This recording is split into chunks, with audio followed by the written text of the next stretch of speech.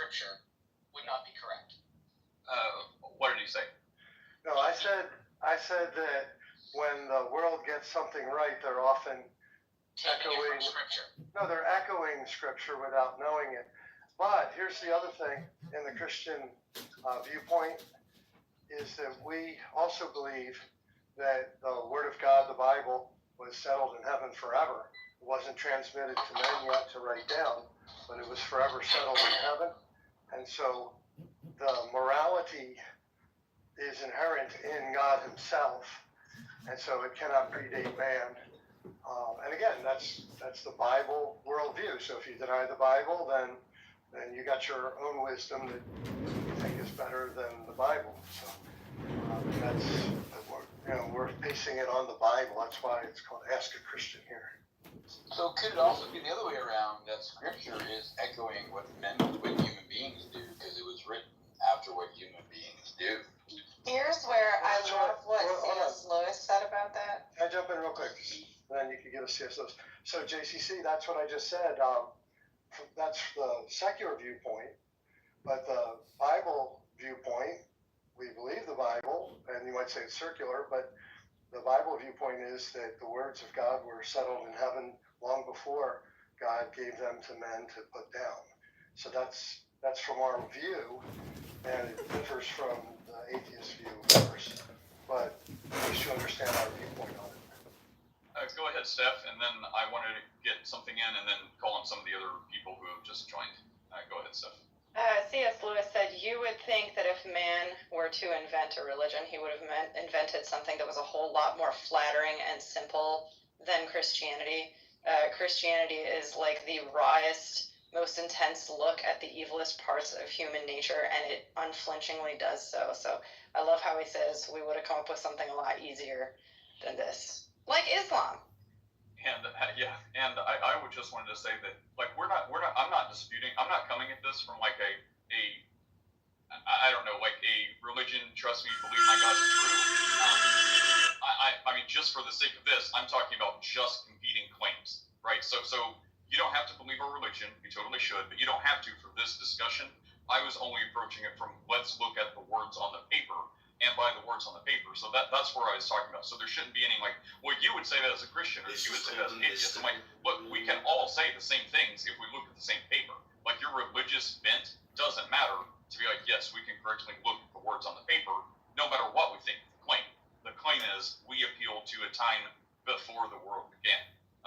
It's like, well, you say that as a Christian. Well, you would say that as an atheist because you're looking at the pages. Of course you don't believe it, but you would say, yep, sure enough, that's what the Bible says. But anyways, that's where I was coming from. Let's see. Felix, you've been up here for a little bit. And by the way, I have like 10, maybe 15 minutes, and then I have to run because my child's phone broke through no fault of her own. I feel really bad. So like I talked her into getting a refurbished phone because, you know, that's usually what we do, and because it's way cheaper and like saves some money. So my other child did that, and, you know, through her own fault, smashed her screen, had to pay insurance to get it fixed. This child, I feel really bad because she got like a green line on her screen, just like when technology starts to die. So she's like, oh, I'm like, well, you got to pay for it. And then I started thinking, and I'm like, oh, well, you know, maybe we'll pay for this because you didn't drop it, you didn't break it. It seems like it was just, you know, old phone going bad. So I'm like, I guess we'll pay for this because I feel bad that I talked you into getting a refurbished phone, even though it saved you a bundle of money. Anyways, that's what we got to go do. And then my other kid's like, you made me pay for my phone. Why aren't you paying for hers? I'm like, okay, this is where it's like unique, customized parenting, right? You paid for your phone because you smashed it on your own power. We're going to bear this burden for our other child through no fault of her own. Her phone just crapped out. So I'm like, there is a difference. Can you imagine some sinner being like, God's unfair, God's unfair? It's like, look, we can see from our own parenting, we have a carefully crafted, customized relationship with each individual child. Is it any I don't know, I'm getting ahead of myself, but is there any reason why we should think it should be different from a God who created everything, having a unique, customized experience and relationship with each of his creatures? Anyway, side point.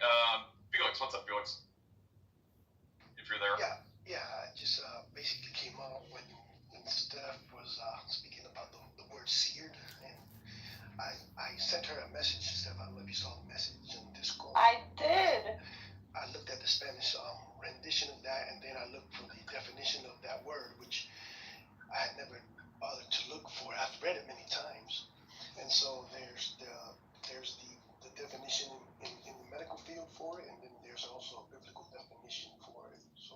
if you saw both of them.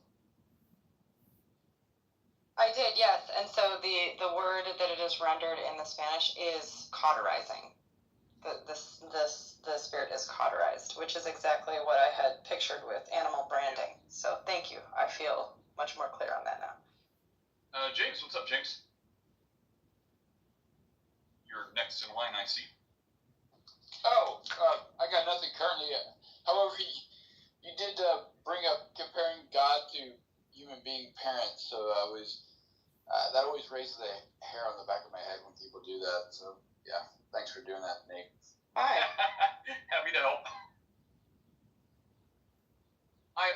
Wait, why does it raise the hair on the back of your neck when what? Why? Let me see if Well, because we are human beings, and our children actually have a relationship with us. It is a two-way relationship, and they can actually touch us and ask us questions and get responses right there on the spot. And we are not all-knowing entities, right? So to compare this, well, why did God do that? That's not fair. You know, like, yeah, of course your children are going to say that's not fair because in their eyes, they're not understanding what the rationale and reason is. A parent says, well, this wasn't your fault, therefore you're not responsible. However, in your case, Katie, you threw the phone at your sister and it broke. You are responsible for that. That's why you're paying for it, right?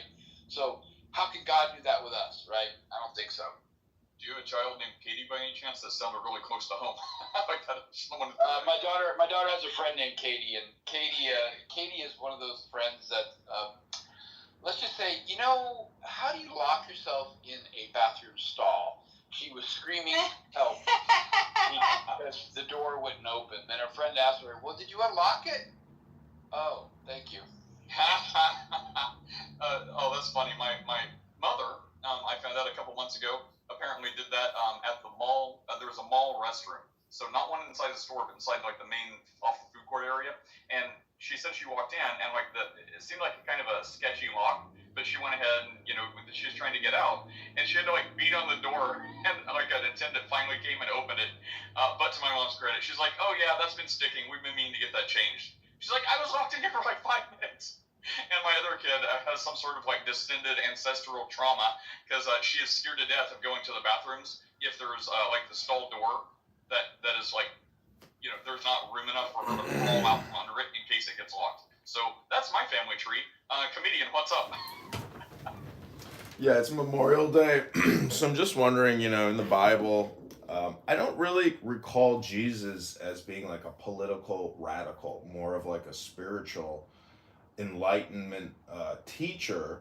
So I'm just wondering on this Memorial Day, you know, how do you view Jesus's teachings with regards to American politics, and how should the U.S. government try to mirror the teachings of Christ in order to change its political decision making? They shouldn't. The end. You don't think that the teachings of Jesus should be adhered to in the Congress or in the Senate? No, absolutely not. Okay. Now, I'll tell you, I think we arrive at the same conclusions because, close your ears, Michael, because God built morality into all of us. So if you are, if you are behaving by what you as a basic human being understand to be correct, then you are going to align with Christ because that's our design, right?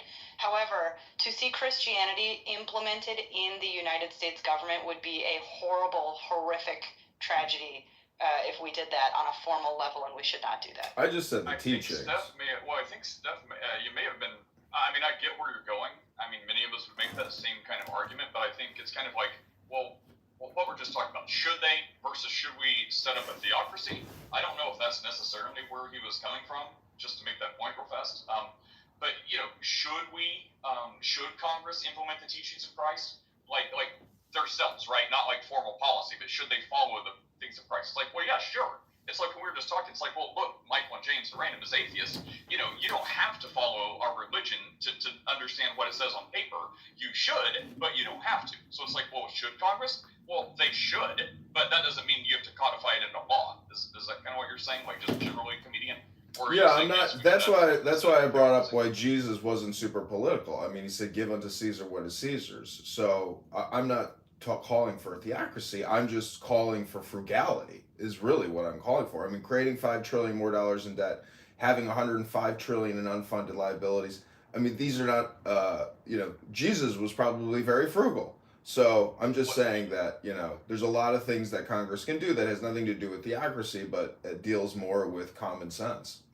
Well, so I completely agree. I know Mark wants to say something too, but I will get to Mark and then I want to get through the others. But so first of all, should they? Yes. Are they? No. And yeah, Jesus seems largely not politically motivated. He does say, "Give unto Caesar what Caesar's." In the United States, we all are a little bit Caesar, according to the Constitution, if you believe we still follow that. And then the Bible talks about rulers and says no one's a ruler except what God allows or God appoints. And usually it's like, well, what about evil rulers? Congratulations, you are being judged. So there's a couple things like that. And then about frugality, yes, there's a lot of monetary policies, especially in the Old Testament, regarding the handling of money and not being debt. And, it says you're a slave if you're in debt. So the Bible advocates for not owing debts to people. And the last thing is, keep in mind, Jesus also allowed Judas to be in charge of the money bag, which he frequently stole from. So I don't know if that was to foreshadow something, or just to show how Judas is not such a great guy.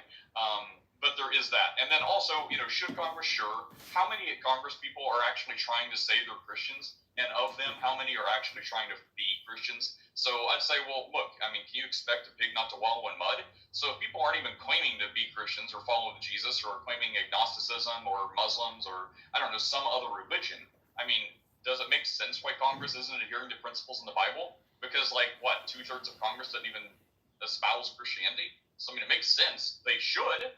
But, yeah. Mark, what do you want to say, Mark? I was just going to real quick point out one of the places I found where Jesus is teaching frugality is in the feeding of the 5,000. And at the end, he tells the disciples, gather up the fragments that remain, that nothing should be lost. And so you see, good stewardship of resources and so forth. David, what's up? I'm going to try and move quick so I can get out of here. Cool. I'll address Michael's point and the question about secularism versus religious activity politically with a logical Christian assertion or two that can be understood quite secularly. So it says that Jesus Christ is the way, the truth, and the life. That means objective truth, scientific truth, the way that is good, generally speaking, the life that is desirable, generally speaking. Literally just the truth. Jesus Christ is all truth. So that you don't have to be like a fundamentalist to understand that literally. And in the same breath, to address Michael's point, what came first, the chicken or the egg, as far as morality? In the beginning was the Word, it says, and the Word was God, the Word was with God. And so God being all things, literally, just the linguistic concept for all can be understood that way. The word of truth, the discernment that provides, has always existed. And so people in Congress or whatever could understand things that way and do the right thing at all times, not being fundamentalists, but still being Christian in the sense that they adhere to the truth. Thanks, David. So since my name was invoked, just allow me just a couple seconds. But I want to go in reverse order. James said something spectacular that I have to thank him for. He made me think about something in a way I hadn't thought of it before. I'll put it in a little tongue-in-cheek thought here. The idea of this kind of one-way relationship is interesting. And what I would say, as someone who has had to, been put in the unfortunate relationship where I've had to actually apprehend children from their parents,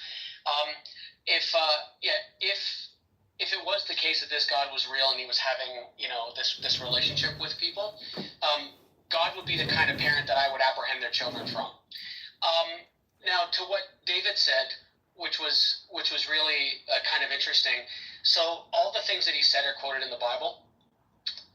So this idea of objective is frankly silly, because the only way we interpret the world is through our senses, like reading the Bible, subject to subjects that makes it subjective.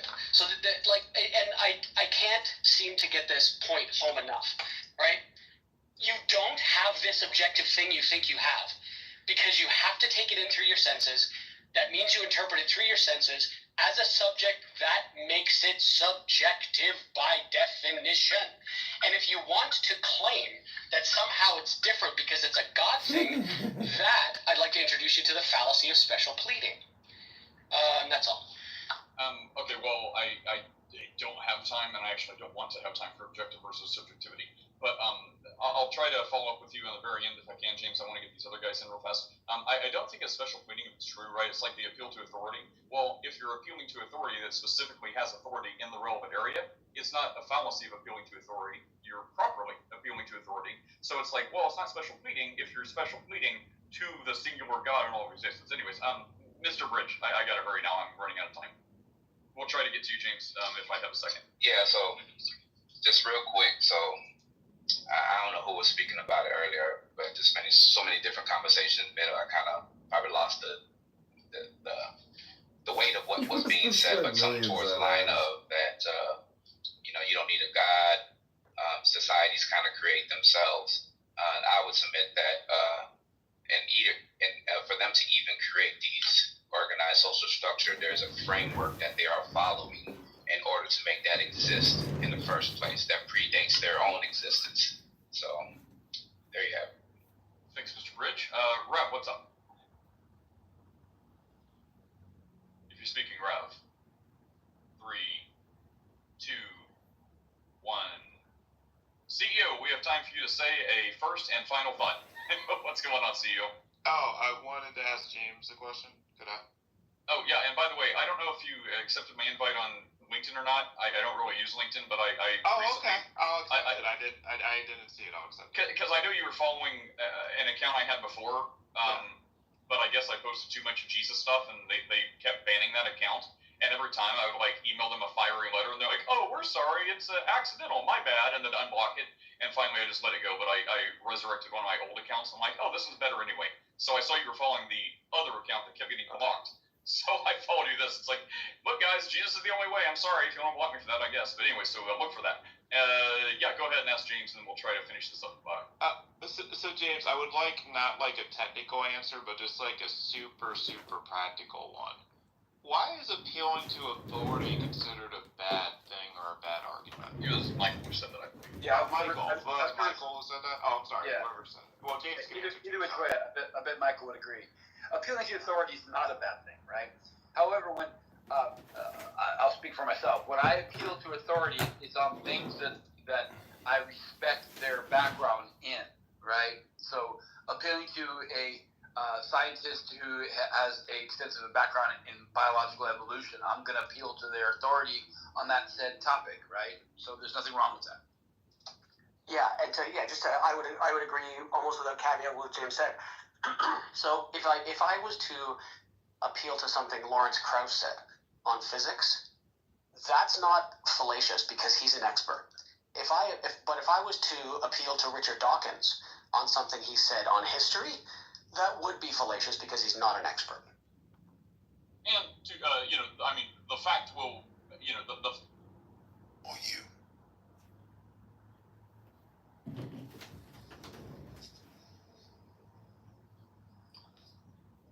Time now is 10:15, 15 minutes past the hour, actually 10:16, just turned to 10:16, 16 minutes past the hour right here in the nation's capital. I am your host with the most, it's your boy Lucifer, Love Heart Network. This is the Alien Elite. I want to thank everybody for tuning in. We had a great show, and we talked about, kind of recap, we talked about Diddy, we talked about Diddy and Cassie, whether or not judge, because I know that kid is about to have some serious teeth problems. Yeah, but there's because they're my kid never took a pacifier, so it's kind of beneficial in that aspect. But one of the things is I think it gets missed in the broader conversation of pacifiers with kids. When you're sleep training your kid, right? Sleep training is, again, I don't know if Huey, what's the culture there, but in India, you co-sleep with the kid until they're 5 or above 5. That's a given. They co-sleep with their parents. But in America specifically, it's is not the case, then people will move heaven and hell to let their kids to sleep train their kids, and one such way to do it is to use a pacifier. And one of the cons of that is that the pacifier comes everywhere. Again, it is kind of like caught up in a broader concept of sleep training, but that's most likely when you see a big kid with a pacifier, the thing is like they were sleep training it, and that's a habit that comes out of it, and it's kind of like it is kind of an off thing. And You don't. the case in normal parents. It's big now as the kid is coddled in America. It has nothing to do with that. It's just the fact that they're I don't know, man. My nephew turned a year old. I took that pacifier right out of his mouth on his first birthday. He threw a tantrum for about an hour, and after that, he was fine. Never again. Fuck out of here. Take that shit you out. have a baby, Violet? My He has a nephew. nephew. Oh wait, hold on, Violet. How's that cat doing? He's doing great. He's thriving. Yeah, no, he's thriving. I got a little worried because, like, the poops and everything. But he's thriving. He's doing good. Happy Memorial Day. I just want to tell all you chillism, brain dead, brainwashed, projectionists. Oh, look Good job. I was so close, but I'm pouring more cereal for my son because he likes to eat 3 bowls a day because he's got a high metabolism. And he's up to my chin now, everyone. I'm pulling a Bart. I'm making pancakes. So Rican, no shade on you. That bar is pretty low to begin. Oh, no, it's not. It's just, I mean, like, he's only 7, man. Like, can you imagine having a 7-year-old? I think what he's saying is that's not a tall 7-year-old. You're just short. I'm just saying chillism is toxic. You don't belong up here, sir. You don't belong. My so I can do it, because I know he's about to do it. Like now, so I just knocking him like that. That was crazy. I'm just saying all communication is spam, and this room is nothing but a spam room. It's kind of fun, right? No, legit. Yo, you need someone hope. I'm sorry, John. I'm sorry. Oh, yeah, no, that's one of my favorite. I'm a terrible person. That was one of my favorite things to do when I was younger. Is say a boy would go to ask me on a date, and that's really, no, I don't want to go with you. Sorry. You suck. It's so enjoyable. And I may be a sadist for that. I'm cool with that. Y'all can call me that. Yeah, you definitely want to help that way. Sometimes I kind of don't like the free speech. Oh, no, after you, Cap. Sometimes the free speech thing gets me. I'm like, yo, I know you're about free speech, but this person is just trolling, and they're not even being a troll about it. They just like make noise. And I just like sometimes leave the room, and that happens because of the fact that it's not contributing to the conversation. No one for it. He finally kicked me. Please to help Angel with a neti pot. No, it needs to stop being a little. Let's try it. Let's try a little. Come on. All communication is spam communication. All communication is spam. All communication is spam. And projection and hypnosis and politics. This is toxic spam. If you want to wake and bake, you should just meditate. This is toxic spam alert. Hey guys, help me. This is toxic spam alert. This is toxic spam. What a waste of time. This is toxic spam and a waste of time. This is nothing but toxic spam and a waste of time. Enjoy your Monday and Memorial Day. Go out into the sun. You're gonna come. What a waste of time. What a waste of time and spam. This is nothing but spam. She's spamming you all, just spamming and spamming and spamming and spamming. What a waste of time. On your dime, it's a waste of time. She's spamming. She's spamming. This is a waste of time. This is nothing but a waste of time. What a waste of time. She's spamming. She is spamming. What a waste of time. What a waste of time. She's nothing but a spammer. She's spamming. What a waste of time. What a huge waste of time this is. She's spamming. What a waste of time. What a waste of time. She's spamming. What a waste of time. What a waste of time. Stop spamming everybody. What a waste of time. This is pathetic. This is so pathetic. What a waste of time. She's spamming. She's spamming. What a waste of time. They kicked me.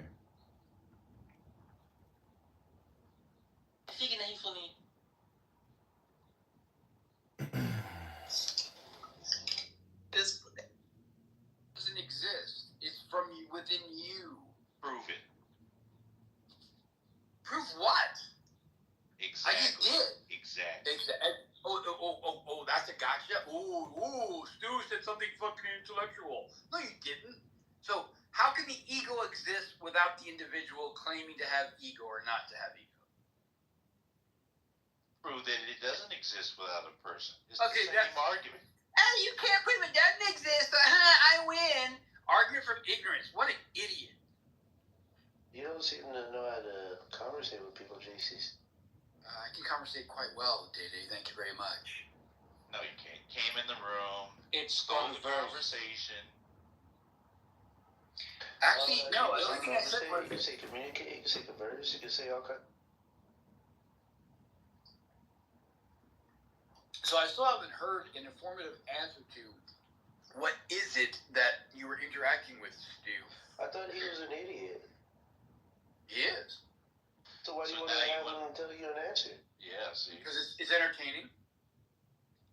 I'm tired of giving you knowledge, JCC, for free. I gotta start charging, bro. Hey, base.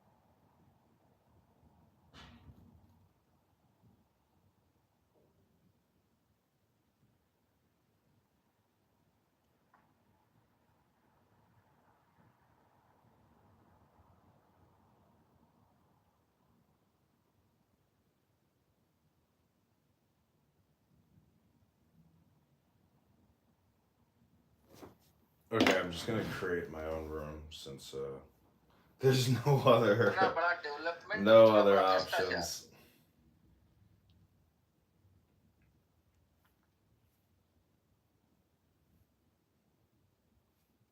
Hello? Welcome to the unrecorded room. Public room. So you don't think that this is just toxic spam? What? You don't think that Clown House is like 99% toxic spam?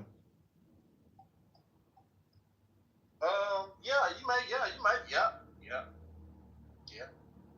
Well, But you're gonna stick around until the world explodes? absolutely. That's what I said. We're gonna be on here. But what's the point? If it's all just spam, what's the point? Because what we're doing is, see, we minister of God, so we preach the word of God. So therefore, we reprove it, we rebuke it with long suffering and doctrine. So therefore, we ain't going nowhere. So we ain't gonna run. There's got to be a better way, though. They're gonna have to change to what they talking about, and they're gonna have to change their way and how they serve God. Yeah, but there's got to be a better way, because then you just get eaten up in the crucible. Say it again. I said there's got to be a better way. I mean, you know, maybe if you're the green bean, that's the way. But if you're not a green bean, then you're subjected to relentless spam. If you got a green bean. Yeah, being a creator is basically like what, you know, God and Jesus is like. So it's better to create than it is to consume. I just made you a moderator in the room. I know, but I'm just trying to point out some, you know, observations. That's all. You know, well, you asked me a question or whatever. That's your answer there. You know. So I mean, to each his own. Like I said, we gonna be on here, but this is just one part. I mean, we own everything, all the social medias, and throughout the world. You know, doing the same thing. You got toxic information and toxic spam on all social media places. Not just here on Clubhouse. And we own all of them. And we're not going anywhere. Yeah, it's obvious. You know? So like I said, either they have to change their way of what they talking about, or change the way they serving God, or what this and whatever. Well, what do you think about George? Well, they move around. We ain't going nowhere. I don't know if you saw the Washington Post. Washington Post had a headline yesterday that said George Floyd was imprisoned and shot and killed by the police. And I mean, you know, he wasn't shot and killed by the police. So why would the news put out a headline saying that he was wrongfully incarcerated and murdered in prison by the police? Why would the Washington Post put out that type of toxic spam? That's a lie. I mean, so what? So why do people lie? You know, I mean, you got people lying right now. Well, it's clickbait. That's what spam is. So I'm just saying, Clown House is even worse than clickbait because it's like a milieu of people just randomly spamming each other to fill the dopamine deficiency in their system. You got it everywhere.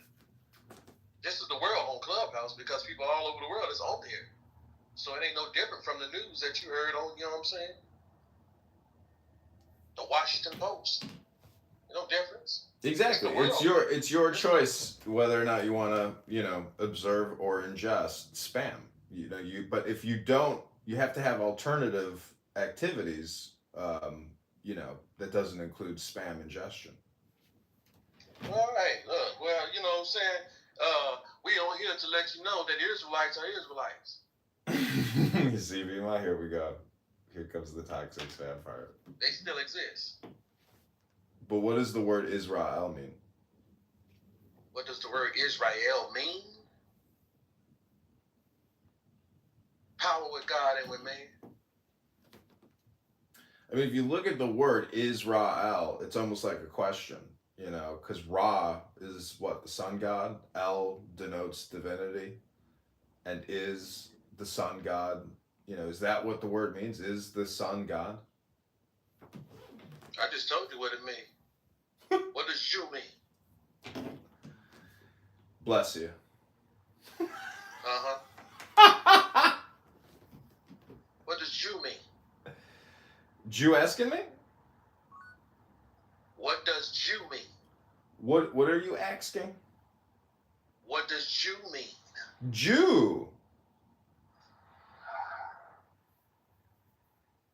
What does it mean? You just asked me what does Israel mean? What does Jew mean? I mean, it's people who come from the tribe of Judah.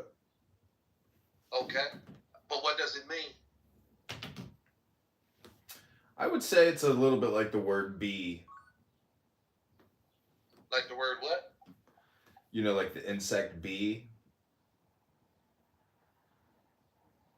That's what it means? Maybe something close to that, yeah. Like a bug. So where's your source of information?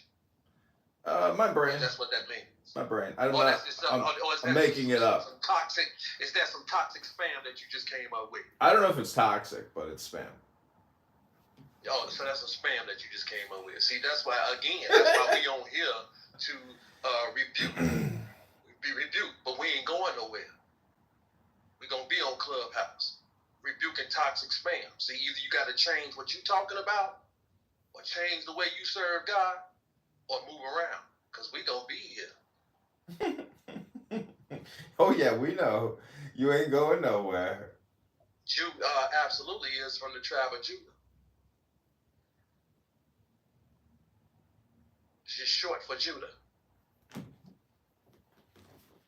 Well, what's the shepherd? Israel means power with God and with man. And Judah is Israel's son.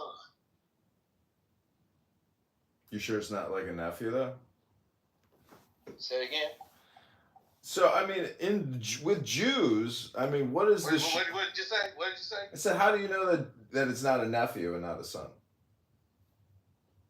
Well, you just said if you know that you come from Judah, then you would know what Judah come from. I know, but there's so many other tribes. You can't play like you again. Now you got this toxic spam game that you playing now. But you can't come on here and act like you don't know when you really do know, because your conversation is what actually exposes you. Ooh. It's gonna tell on you. Ooh. So the more you talk, the more we know about you and what you know and what you understand. Ooh. He got me, Beaver. He got me. Welcome, everybody. Peace. Welcome to the unrecorded room, the public room. If Israelites aren't Israelites, then Jews are not Jews. Ooh. Anybody don't understand that? Come on, ask a question.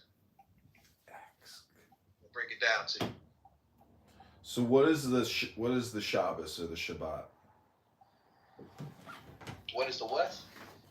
What is the day of rest to an Israelite? What is the day of rest to an Israelite?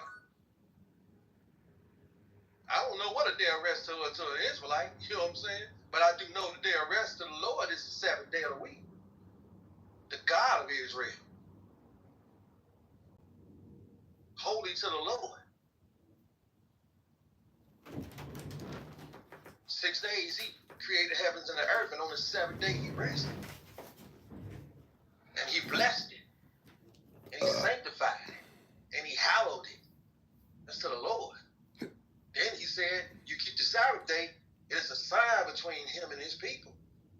So now you connected with the God of Israel, who blessed it and sanctified and hallowed the seventh day, which he called Sabbath.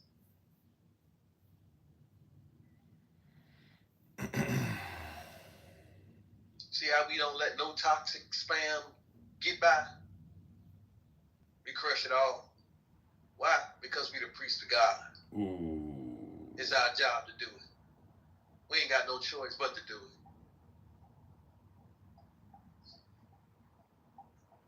We got to bring all the people back to God. Come on back to the God of Israel.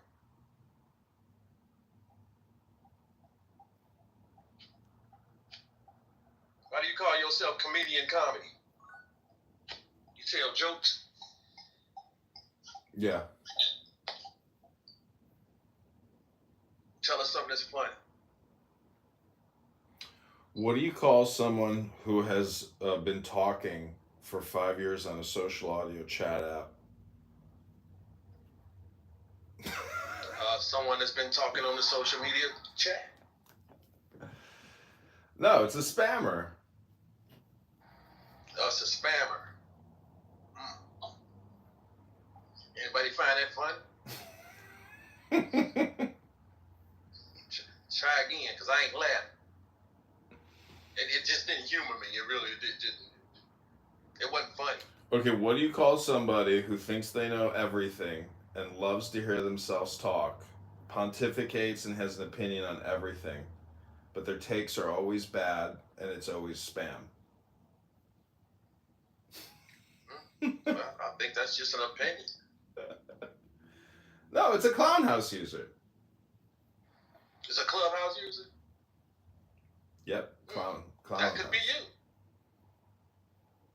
Do you think all communication is projection, or hypnosis, or spam, or politics? No, I'm just concerned about the word of God. But still, your jokes ain't funny. I asked you for a joke. I ain't laughing yet. Peace, I got a joke. I didn't ask you for a joke. Come on. I asked a comedian. Are you a comedian? I can be. No, I didn't ask you what you can be. Okay, I'm a comedian then. I didn't ask you what you can be and what you can do. I can do it. I didn't ask you to tell a joke. I was talking to a comedian. He said I'm he's a gonna give you comedian. a funny joke. That's what I'm gonna do. A who? A funny one. This ain't no joke stage. All right. So why do you feel like you want to tell a joke and we ain't concerned about a joke? You asked comedian too, so let me give you one. I'm gonna help a comedian out with something. What does Jew mean? What is true? What does Jew? Well, it's supposed to be shortened for Yahudims. Who is that? You can find the name Jew if you want to find Jew. You can find that in the book of Esther. You believe in the book of Esther? What does Israel mean? Israel? It means one who wrestles with God. One who wrestles with God? With one who, well, there's two of them. One who wrestles with God and one who has power with man and God. Okay.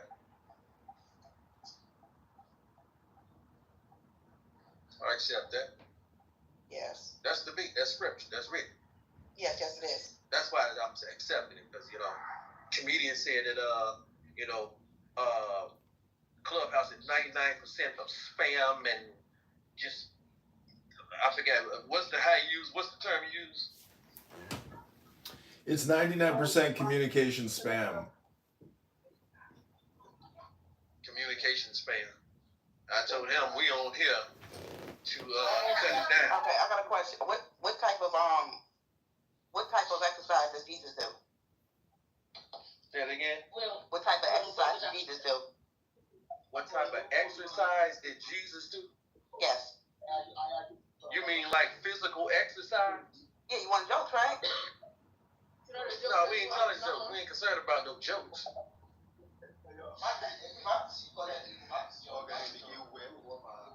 We ain't concerned about no jokes, especially about Christ and God of Israel.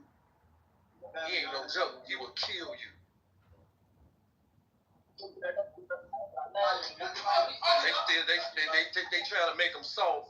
They still trying to make him a baby. Still, just every time December 25th come around.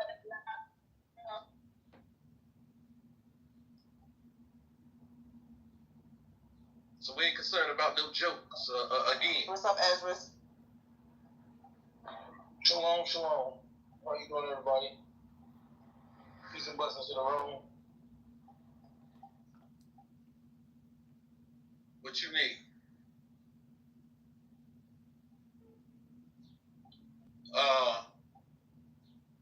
I think these are communication spam people here.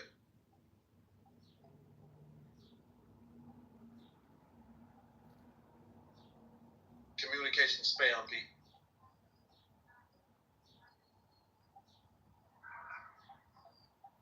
Okay, What does estrus mean? It's just a name. It's just a name. Like your name, Jacob, my name is Esdras. But you don't know what it means. Like, my name is Esdras. I can see, I can read that. I asked you what it means. You don't know what it means. It means what my name means. Huh? So I make my name mean what I want to mean. What I want to mean. I make a name for myself. You're good. But you still ain't told us what you wanted to make it mean. Because I asked you what does it mean. So just tell me what you want to make it mean. his name means helper. I didn't ask you. I asked him. I'm helping Ezra out because that's what his name means. Yeah. So yeah, my name be helpful, but my name also not for me. It means somebody who studies very diligently, try to find God any way I can. Try to help my people.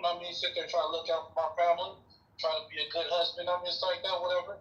That's what I want my name to be, and that's what I strive to make my name be. So when people say Esther, they say good man. When people say Esther, they're gonna say he looks out for his family. When people say Esther, he don't complain. He get up, he go to work, and take care of his business. People say Esther, they gonna say an upright man. Yes, that's what my name. You say you trying to find God any way you can. That means basically I search for God diligently. So that means you haven't found him at this point. Well, I found God. But you continuously gotta seek him. You continuously gotta basically love God with all your heart and all your soul and all your strength. Well, which one is it? You say you was trying to search for God in any way you can, so it's basically obviously you haven't found him yet.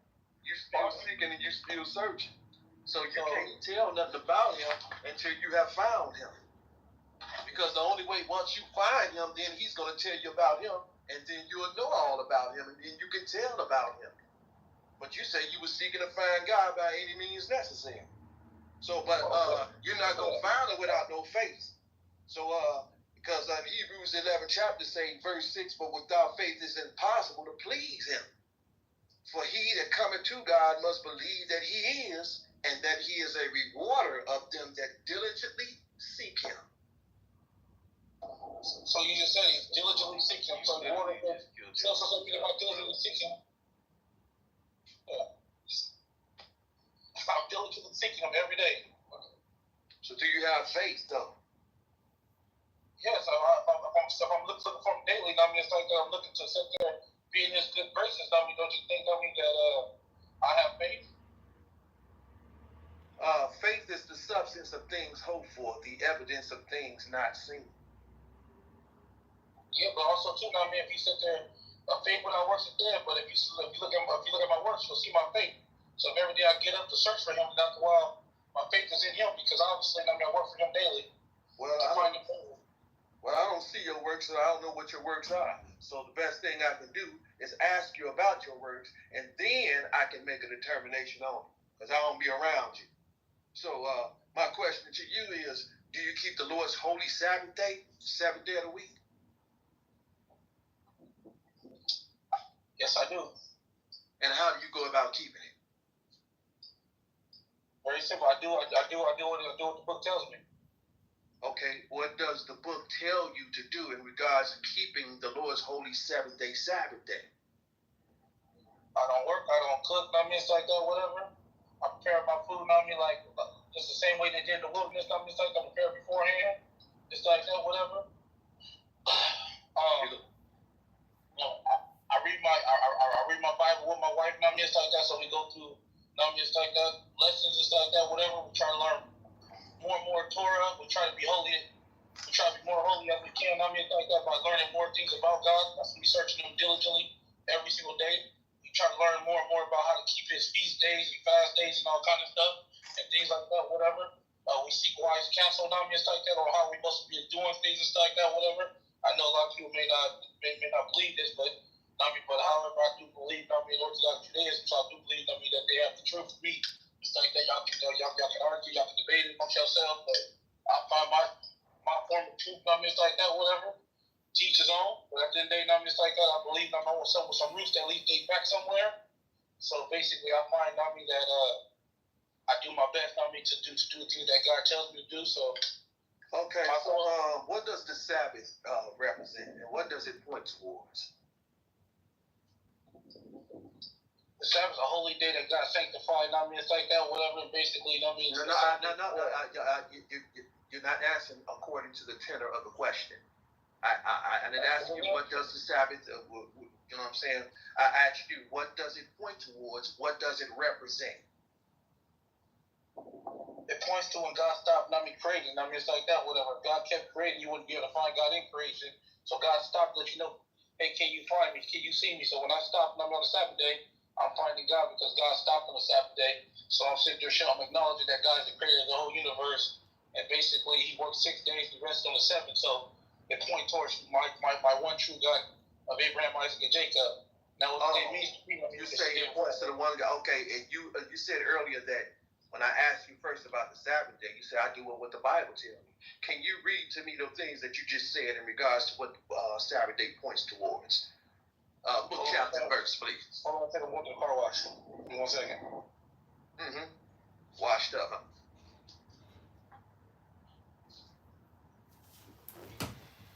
So let me ask you, Jacob, I mean, you know, you got your opinions, you got your education, but do you have peace in your life right now?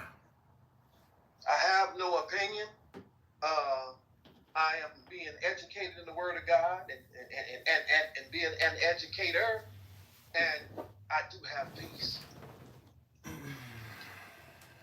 But you honestly think you don't have an opinion? I don't have an opinion at all. So what is an I put it opinion like though? this, I do have an opinion, but you wouldn't want to know my opinion. My opinion don't matter. It don't matter. But you do have an opinion. Yeah, everybody got an opinion. Everybody can have an opinion, but it wouldn't matter if I gave you my opinion. Is that your opinion right now about your opinion? No, that's the actual fact. That it wouldn't profit you anything or anybody else, even myself, if I gave my opinion. Because that would just be spam. And spam is not profitable unless you spam. And you know what? I agree with that. That would be straight up communicative spam. If I gave you my opinion. See, that's opinions. That's spam. That's, yeah. Another name, I call it just trash.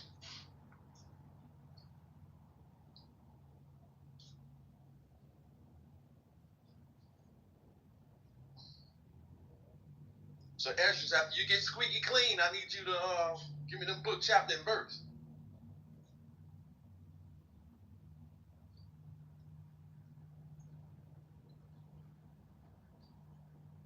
And you can just read Genesis chapter 1, don't get like that. Look at Genesis chapter 2, don't get forget it. It lets you know what day God hallowed and sanctified. So if you want to know what day that God stopped from all of his work, that was on the seventh day. Not so stop on the day that God hallowed and sanctified. I didn't ask that. He was God who are his people. That's the book too. That's in the Bible says when you sit and keep the Sabbath. Amen. But we didn't ask about that. That is written too. I know you ain't lying on that, and that is not spam that you just gave. That is written in Genesis, the 2nd chapter. But I didn't ask you that. You're welcome. He said, thank you for the jewels because you did not know where it was at. That's why you kept asking. Say thank you. Say thank you, Esdras. Go ahead, David. Say thank you, Esdras.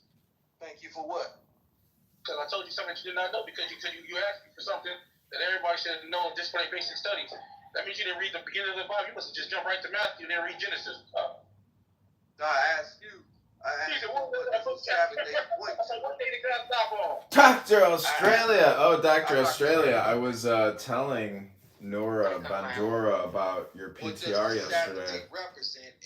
She feigned any type of interest. She didn't really care. I don't know. Has she seen your PTR? Because I think it would be like soul crushing, you know, to see that reminder of just the sweatshirt itself. Not even the hair or the face, but the sweatshirt alone is enough to get that, you know, F rating in the bonds market. It's just my opinion, but what do I know about opinions? Everyone has them. Apparently, everyone has what's called opinion. Maybe that's why I say all communication is just opinion. Well, really? Duh. So I was supposed to go meet this, then someone picks up my bed, and then another pick up any chance we could meet. Yeah, absolutely.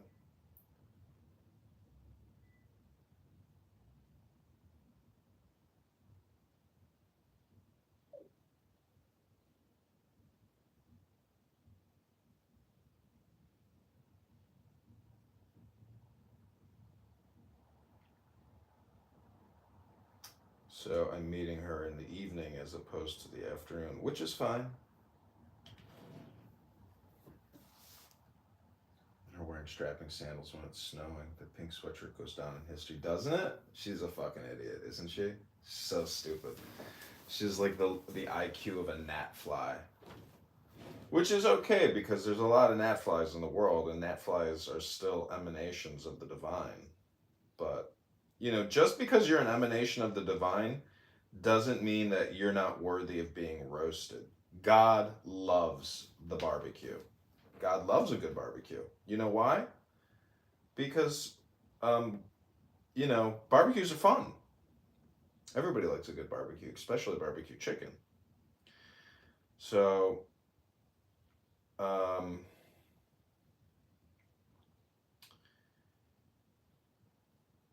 yeah, barbecue roast, you clown.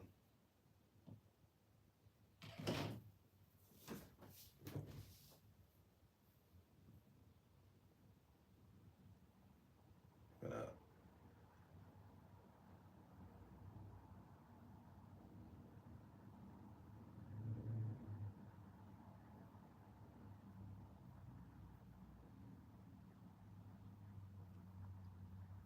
It's a really nice day out here in Chicago. My goals today, I have many things I have to do, and I was planning on procrastinating and putting them all off till tomorrow, but now that I have the time, I can get a lot of things done today. But Clown House, if I stick around here, all I'll do is waste my time listening to spam. You know it's true, and I know it's true. And as the great spam liberator of 2025, I am here to tell you that all communication is spam. All communication is political. All communication is hypnosis. And all communication is projection. Those are my 5 definitions of communication. I think I'm going to come up with 5 more. So again, it's spam, it's politics, it's hypnosis, it's projection, and it's political. Those are the 5 forms of communication.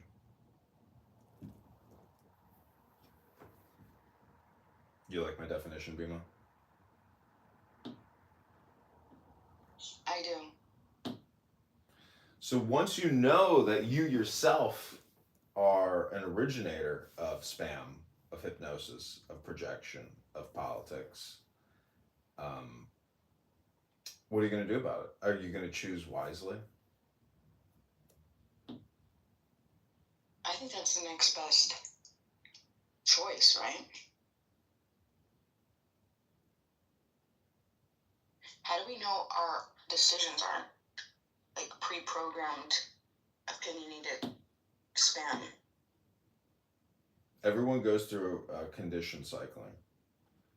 And I was even thinking about how sex is actually a form of conditioning, especially if you're being abused. But some people, I think, in relationships end up getting conditioned with the sex, meaning that it's such a high dopamine creation event that's super conditioning. It's super conditioning. So, sex can be used for brain control, mind control, conditioning. And obviously, you can think about horrific abuse and how people end up, it destroys your independence or your psyche or your mental health. So sex is a form of communication. And there's just something I was thinking about the other day about how people get into toxic relationships and how sex is like the conditioning experience that keeps it all together in a way.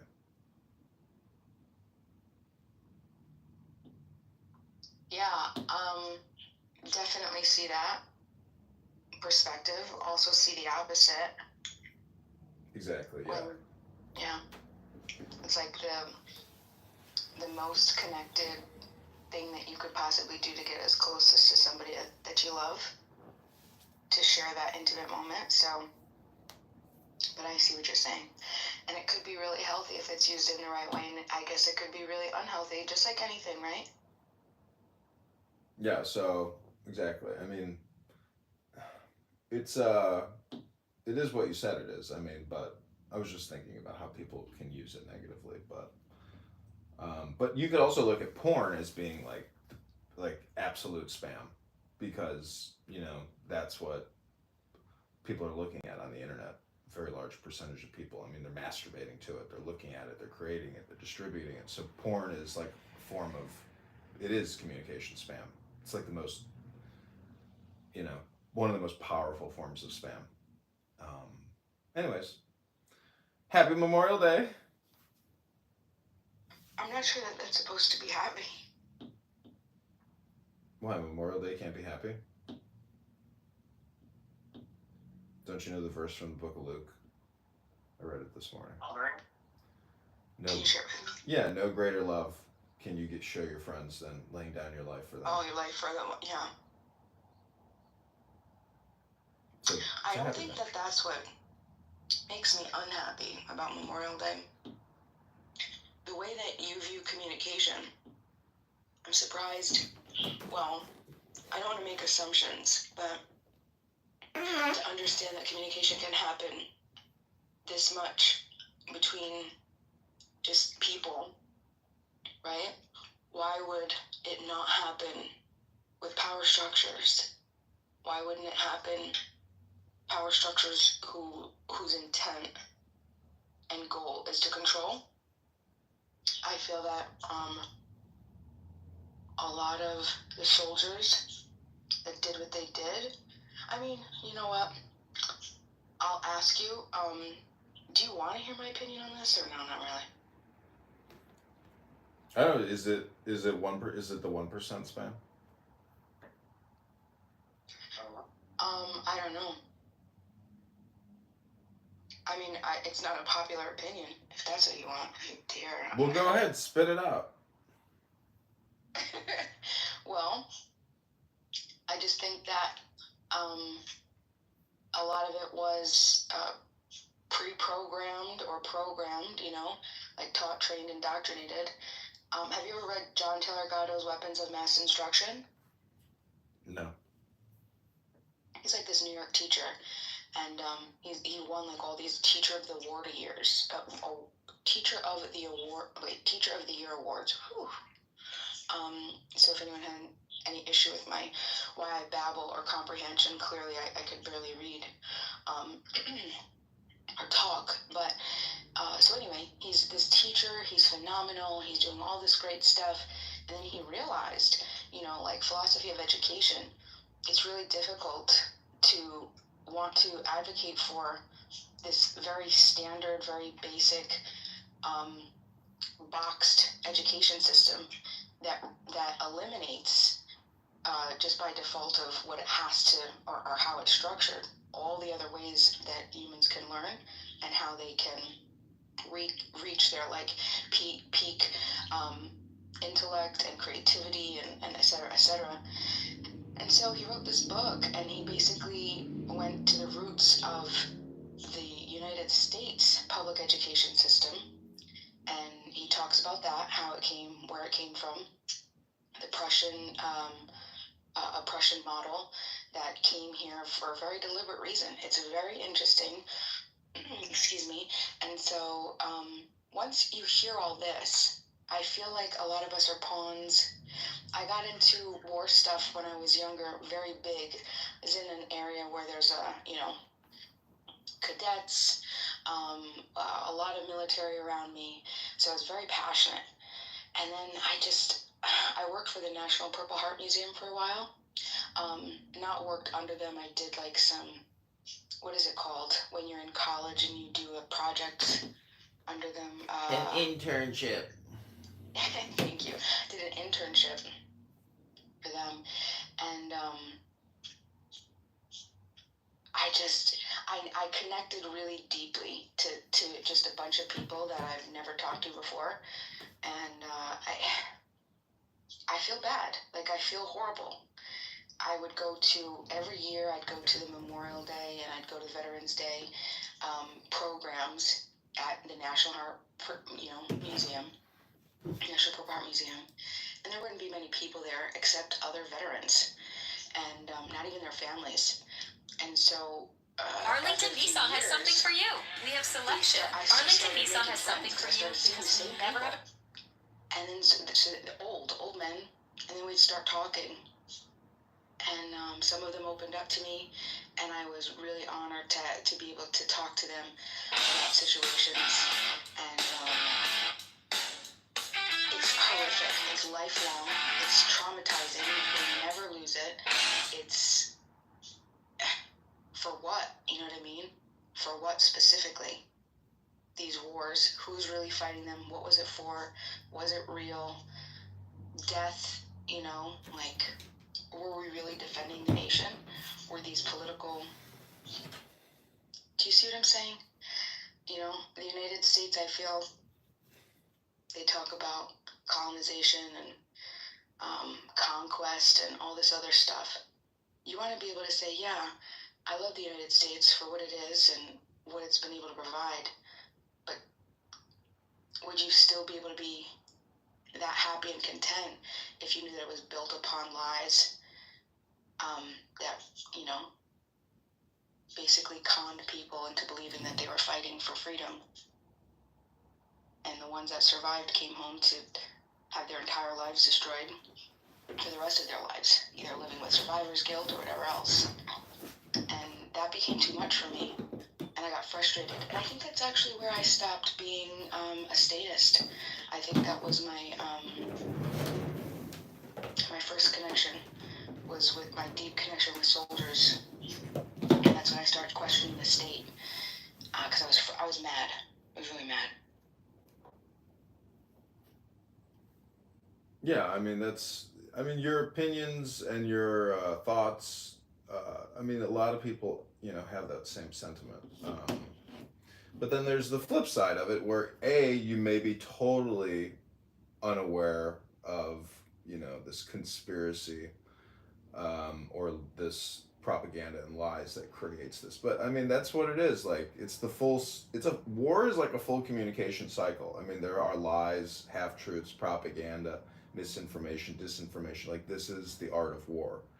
You know, if you read some CIA manual on how to organize a guerrilla army, I mean, so much of it deals with conditioning, indoctrination, propaganda distribution, node networks, all this stuff. So, you know, welcome to the science of politics and war. You know, and if you're smart, and then hopefully you survive and you thrive. And then maybe if you thrive, you modify it. But I mean, I'm just saying there's nothing new under the sun.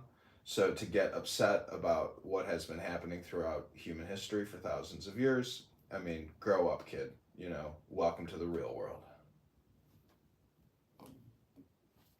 The grow up part is interesting. That's an interesting statement to end with, because, you know, like, what does it really mean to grow up? To me, I feel like I'm surrounded by a bunch of adult babies who don't have the ability to emotionally regulate themselves. And especially, like, country to country, we haven't figured out, you know, like, how to just, I don't know. That's a big problem for me. Especially leaders. Like, what's going on with Palestine and Israel, right? Is there any type of, you find these, you know, they say the pendulum swings, so you have extremes on both sides. But does anybody really think that that's okay, what's going on over there? Yeah, justice. El Normo is here. He can defend Israel better than anyone. Yeah, yesterday I read an article about a doctor who went to work, and 9 of her 10 children were killed by an Israeli strike. I mean, is that justice? Are you sure it's not fake news? It's, yeah, we gotta know more about it. It certainly sounds tragic, but you really can't trust Hamas. They're just liars and killers and savages, so until the war is over, I don't think we're going to know what's really going on or what happened, unfortunately. Or fortunately. Have you heard of Gabor Mate? No. So he's like this physician, and he's Jewish, and he was pretty frustrated about the whole situation over there. It's frustrating. They need to give the hostages back and surrender right away. Hamas. They could have done that October 10th, 2023. They want this to happen. If they didn't, then they'd surrender and give the hostages back. If you could steel man the best possible steel man of why they have not, what would your opinion be? They want to bring death and destruction on Israel and on themselves, and then proclaim to the world, look what the Jews did to us. They want to rile up the Jew haters. They are savage, suicidal, maniacal, barbaric murderers with no God. That's my steel man of their position. Very interesting. Thank you. Yeah, Gabor Mate, he decided... Gabor Mate, yeah, I know who that is. Oh, I'm pronouncing it wrong? No, I'm not saying that. I just, I've read him for years. Is it Gabor? Is that how you pronounce it? Tell me the truth. It's Gabor. Gabor? Okay. Gabor. Is it? It's Hungarian, like, yeah. And his son is another one. Did you see his documentary? No. I've heard him, though. He's got a mental issue. He's a messed up guy. Something happens to certain Jews and they sort of turn against the Jews. It's a psychological problem. I mean, Hamas promised to do this over and over. Israel has a responsibility to protect its citizens. And to, certainly, we have every right to come and get our hostages. Are you talking Gabor Mate? Yeah. I thought he has a daughter that's deranged. Oh. I didn't know that. But before the October 7th, I was a big fan of his work. Me too. He's good on ADD. I think his book is called Scattered. Yeah, he's good on that. He's good on trauma. He's good on a lot of things. Yeah. Well, he did a documentary called Where Olive Trees Weep. Yeah. What year was that? It's after October 7th, so it's between then and a few months ago. These people have to decide to live peacefully with their neighbors, but they want war, so we're giving them what they want. And when they want to, they have a unique opportunity. If and when they want the war to end, all they have to do is say, okay, we're going to be peaceful now and here are your people back. But they have committed atrocities.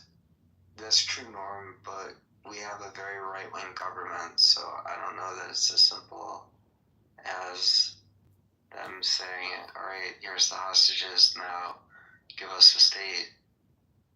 Who said give us a state? I mean, that's what they claim to want, at least in the short. Whoever said that? Who says they want a state?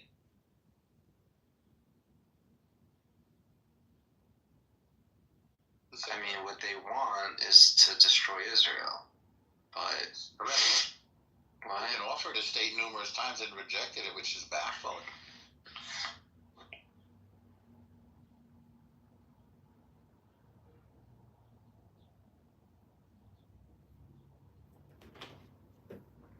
I mean, honestly, Bima, I mean, if you want to steel man the argument, it's really like a propaganda scam. It goes back to communication theory and all communication being politic or spam or projection or hypnosis.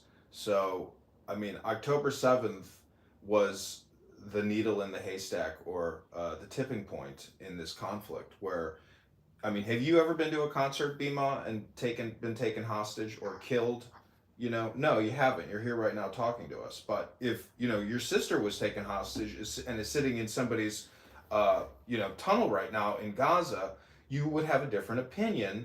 But unfortunately, the spam has been so much and so huge and so persistent and projected so much by the algorithms that we have millions upon millions of people that never mention the word law, never mention the word justice, never talk about terrorism, peace, and security. I mean, these are important concepts for any country and any group of people that want to live a good life. And unfortunately, what they did on October 7th was so dastardly and terrible that it can't be forgotten.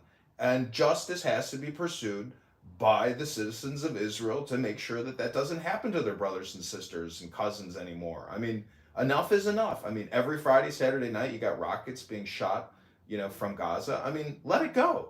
Live in peace. And if you can't let it go and live in peace, well, then the meek shall inherit the earth, and it's an inferior fighting force. They will be destroyed.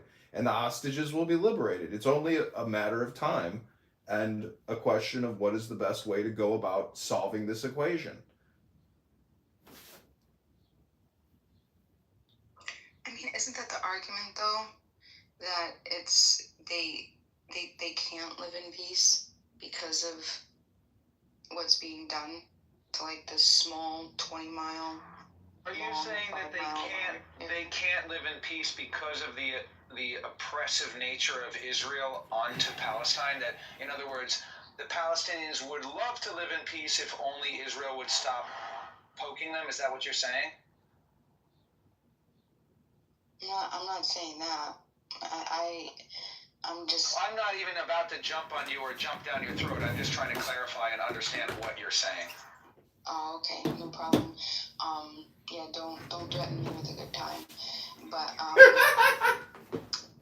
if you think of like, by the way, I'm not a professional in any capacity. I'm not claiming to be. I'm a Google scholar, right? But psychologically, do we? Thank you, down there for that. Self-taught. So the human condition. Am I made to believe that these humans don't have the same natural self-interest psychologically, like yes, every other? I would try to make you believe that. I would expect you to be made to believe that. People have different definitions around the world of freedom and security and peace. And for some people, freedom and security and peace might be, like, I might think, you might think this. You might think, I'll be at peace when I get home to my front porch with a pina colada. Then I'll be at peace. But for Jeffrey Dahmer, he wasn't at peace unless he was drilling through the skull of a young gay boy and then fucking his skull hole. Because Jeffrey Dahmer was a deranged psychopath. So for Jeffrey Dahmer, his definition of peace was skull fucking a young F word. But my definition of peace is smoking a bowl and talking to my friend John. The Israelis' definition of peace is smoking a bowl and talking to your friend John. The Palestinians' definition of peace is killing Israelis. So there won't be peace for Palestinians. It doesn't matter if there's a music festival or a pina colada or not. If Israel is in existence, the Palestinians will not be at peace, because peace will not be achieved in their perspective until Israel is destroyed. What do you think that the root of that is? Do you think that there's... That's a great question. My first guess is that it has something to do with religion.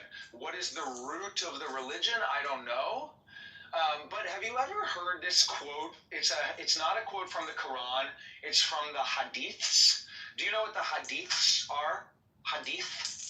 Yeah, isn't it part of the Islamic sacred texts? Hadith, the Quran? Yes, and as I understand it, and somebody like John or somebody could correct me if I'm wrong, but as I understand it, the Hadiths were not part of the Quran, but they were like teachings from the mouth of Muhammad. So they were lectures or essays or hadiths or sayings or something that Muhammad said. It's not in the official Quran, but it's kind of like the Talmud for Jews, where the Talmud is things that rabbis have said, and the hadiths are things that Muhammad has said, basically. For the purposes of this conversation, that's good enough. And so there's this one hadith that's a really popular hadith, and I have seen this written on protest signs more than 5 times, maybe 10. I've seen a bunch of pictures of people at protests around the world holding a sign, like their signs might say, "Free Palestine now," or, "Let Gaza live," or something. I have also seen protest signs that say, "The rocks and trees must speak." Are you familiar with this line? Even the rocks and trees must speak? No. So there's a famous hadith where it's something, I'm going to misquote it, I'm going to paraphrase it, but it's something like this. It says basically, The hour of judgment will not be at hand until you fight with the Jew. And behind every rock and stone, a Jew will be hiding. And the rocks and trees and stones will cry out to you, "Oh, Muslim, a Jew is hiding behind me. Come and kill him." So you can Google any part of that and find the exact quote. If you just Google rocks and trees, a Jew is hiding behind me, you'll find the full quote. Something like, "The hour of judgment will not be at hand until you fight with the Jew. The Jew will be hiding behind every rock and tree, and the rocks and trees will say, 'Hey, a Jew is behind me. Come and kill this Jew and rape his sister and cut off his head and then put it on Telegram because, hey, Muslim, cut off a Jew's head and put it on Telegram.'" So I don't know what the origin of the hatred is. Like, I don't know why Muhammad said that disgusting thing. I also don't know why Muhammad, like, jizzed all over his 9-year-old wife and then had his friends pick off the jism with their fingernails, but that's in there somewhere too. It's like, if you jizz on your 9-year-old wife, have your friend pick off the jism with his fingernails. I don't fucking know about that either. But it's at least partially related to their stupid religion, I would say. It's partially related.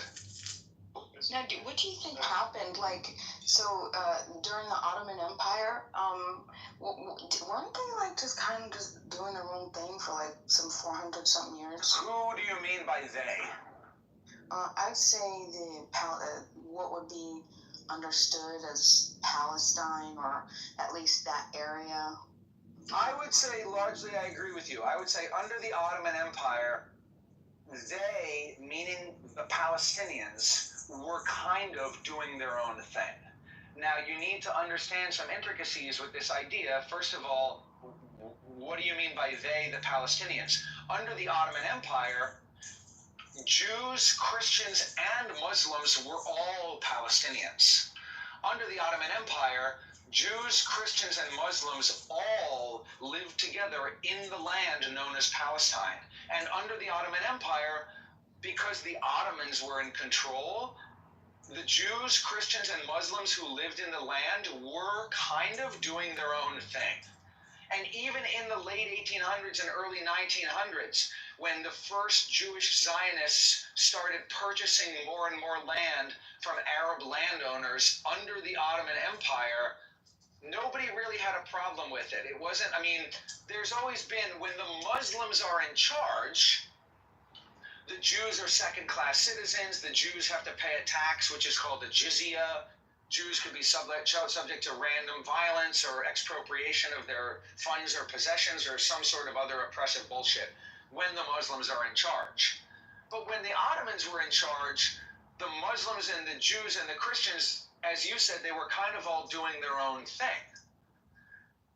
The issue was when the Jews, when the Ottoman Empire collapsed, the British took over, and then the British wanted to relinquish control. So the idea that was devised was the British was going to relinquish control, and they were going to have split the land in half. It was going to be half Israel over here for the Jews and half Palestine over there for the Muslim Arabs and for anybody else who didn't want to be part of Israel. The Christians probably could be part of either one.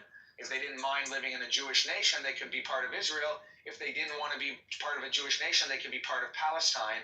And it really would have been fine.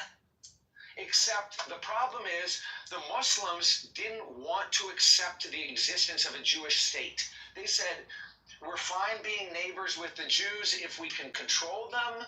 We're fine being neighbors with the Jews if they don't have power. We're fine being neighbors with the Jews if they have to pay the jizya. We're fine being neighbors with the Jews if I can beat them up whenever I want to.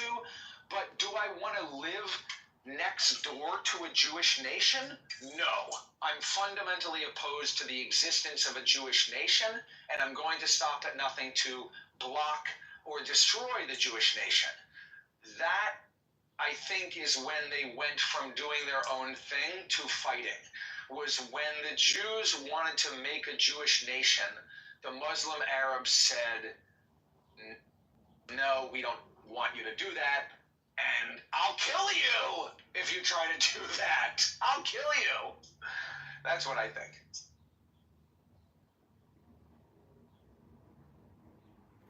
Any other brain busters?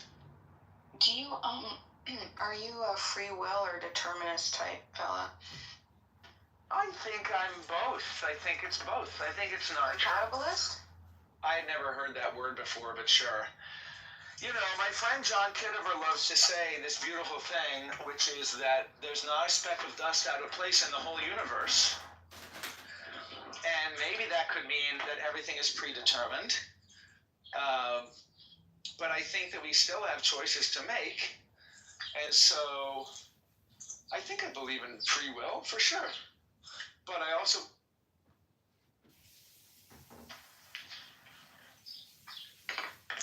What are we making a free will decision? Like, what are you referring to? It was just a question. I'm trying to understand you. Yeah, I believe in free will.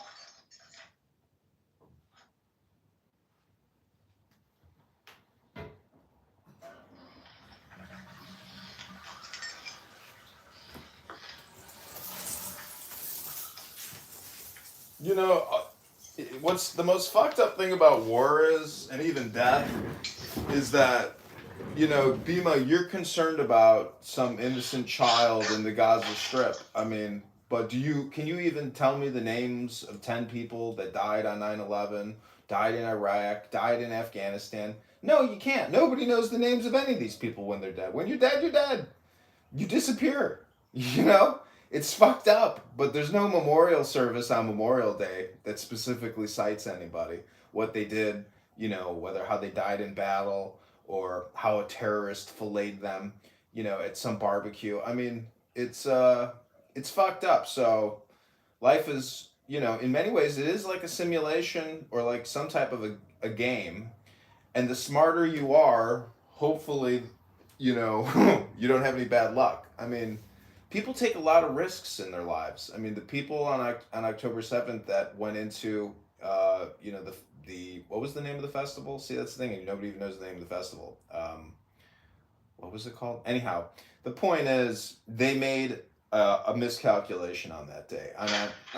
Nova Festival. I'm sure 80% of those people that decided to go do that attack are no longer on the planet. So, or breathing. Maybe the remains are still on the planet. So, I don't know, Bima, life is just a series of coordinated decisions, and hopefully you make good decisions because you have good thoughts. When you decide to go kill people at a concert, you're not having a good day. You're having bad thoughts, and you will have bad outcomes. I mean, that saying, you know, live by the sword, die by the sword, it's just a maxim. It's true. If you're going to go commit violence, there's a very high probability chance that you will die by violence. And it will be redirected back towards you, opposite and equal reaction. You know, it's called physics. So, I don't know, welcome, you know. Can I ask a question? Yeah. Bima, would you say that you are in favor of a freeing Palestine? You support Palestine here in general? I don't like to move in collectives, but what I don't support is the murder of innocent people. So then, if you don't support the murder of innocent people, I would think that you would wholeheartedly support Israel in their attempts to remove Hamas from power, because Hamas very much believes in the murder of innocents. Now, Goblin 92, that's an excellent analysis of what you're witnessing. To the murder of innocent people. So what's confusing is a lot of people say, I don't care about Israel, I don't care about Palestine. I just am opposed to the innocence, to the indiscriminate slaughter of civilians. If you're opposed to the indiscriminate slaughter of civilians, you should be opposed to Hamas, and you should be generally supportive of Israel's mission to remove Hamas, because Hamas kills civilians. So, like on purpose, you know, on purpose. So that may be true. That may be true. Okay. My issue is How many people died on October 7th? I think like 1,200 or 1,300 or something like that.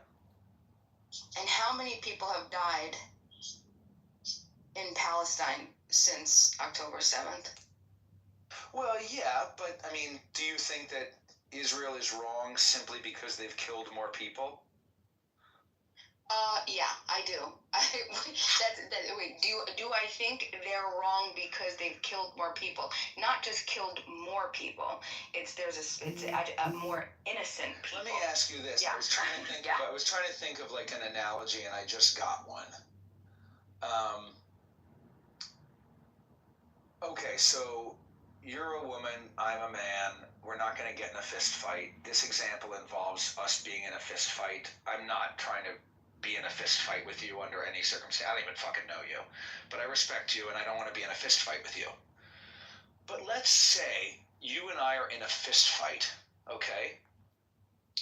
And you kick me in the balls. Kick me right in the balls. And then I get pissed off and I punch you in the face 200 times. I punch you in the face 200 times. You kicked me in the balls one time. Which of us fought with more honor? See, but that's just you and I. It's more, the analogy would be more accurate if it was just like you come and you kill your sister, and then in retaliation you kill my whole family. Right. Which one of us is to blame for that? Right. That's you.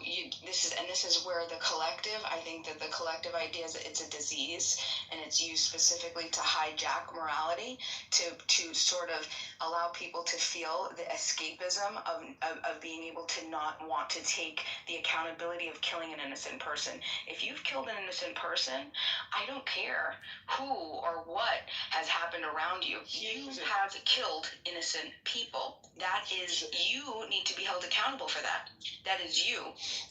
Here's another analogy. Maybe this is better because it doesn't. Okay, rather than you kicking me in the balls and me punching you 200 times, what if we're in a classroom together and you are sitting behind me in the classroom and you're flicking my ear? You flick my ear, flick my ear, flick my ear, flick my ear, flick my ear, and then I turn around and smack you in the face. I would go to the principal's office, and you might even not have to go to the principal's office because all you did was maybe even not even flick my ear. Maybe you're like bouncing your chair and you're rattling my chair. I'm like, stop, stop. Finally, I turn around and maybe I don't even smack you in the face. Maybe I yell at the top of my lungs, fucking stop. What the fuck is wrong with you? Fucking stop. I disrupted the class. You did not. All you did was kind of needle me. And so the way this compares to Israel and Palestine, I think, is that the Palestinians are like sending rockets, sending rockets, sending rockets, sending rockets, sending rockets. These rockets are not hurting anybody for a variety of reasons. Number one, they're shitty rockets. They just lob them randomly into the heart of town, indiscriminately targeting civilians. They don't care who they hurt or kill. They just hope that the rocket fucks somebody up. And also, so it's a shitty rocket. It's not targeted. And also, Israel's full of bomb shelters. And they have the Iron Dome. So when the rockets come in, the rockets are not really doing as much damage as one Israeli rocket. But the thing is that you don't really understand is there are rocket attacks against Israel like pretty much all day, every day. I mean, I have a siren app on my phone that goes off whenever a rocket is targeting Israel. It goes off every day. So some part of Israel is being targeted by rockets every single day. And it's like the rattling of the chair, and then I scream in your face because, yes, these rockets that you're firing, if you're the Palestinians, the rockets that the Palestinians are firing, no, they're not doing as much damage as the Israeli rockets. But, you know, there's a question of who started it, and there's a question of who's keeping it going. If there's a week of peace, and then a rocket comes into Israel, I would say that's the Palestinians flicking the ear or rattling the chair. And when the Israelis say, stop, stop, stop, stop, stop, and then the 10th time they bomb the entire fucking village, you know, it is, Israel is causing more damage. Israel is causing more death. But I don't think that that means that they are automatically morally wrong, because there aren't any bomb shelters in Palestine, and the Palestinians like to maximize civilian casualties because it makes them look more like a victim. So if they send a rocket into Israel and it doesn't hurt anybody, and then a rocket gets sent back to Palestine and 20 Palestinians are killed, in the mind of the Palestinians, they won the exchange, because yes, 20 Palestinians died. That's very sad. But all of those Palestinians went to heaven. That's very good. And also, it made Israel look bad, and that's very good. So I don't think the argument, just because more Palestinians are dying, means that Israel should stop attacking, should just let, like, at this point, Israel's killed way more Palestinians than Palestinians have killed Israelis. So if we're just going for equal numbers, that means the Israelis have to sit back for the next 20 years and wait until, like, 30,000 more Israelis have been killed, and then maybe we're heading towards equal. But I don't think that that's necessarily like the simplest path to peace, is just let's wait till we've killed an equal number of each other and then let's stop. I think it's more complex than that, basically. Bima, part of your problem is you're out of the now, meaning that this whole argument always takes you out of the now. And so when you say, 50,000 Palestinians have been killed, but only 1,500 dying at the supernova fest, those are totally disproportionate numbers in terms of killing. It should be more of an equal number, you know. So the point is, historically, if you look at conflicts, the U.S. has a force doctrine of 10-1. We generally lose one soldier for every 10 enemy combatants that we kill. That's the numbers. Those are the rules of engagement, meaning that as a commander, you shouldn't go engage in a battle unless you can expect to kill 10 enemy soldiers for every one U.S. personnel who loses his life. That's like a force doctrine. But secondly, when you start doing this, it becomes political. And so it takes you out of the now, and you actually become an extension of the conditioning you've experienced. I mean, I've hung out. I like Arabs. I like their food. I like their music. And, I'm not even going to criticize Islam, because I think being a polygamist, maybe they're onto something there. Maybe not. But the point is, this is the song that never ends, and it becomes spam, and it becomes politic, and it becomes projection, and then it becomes hypnosis, and it's a waste of time.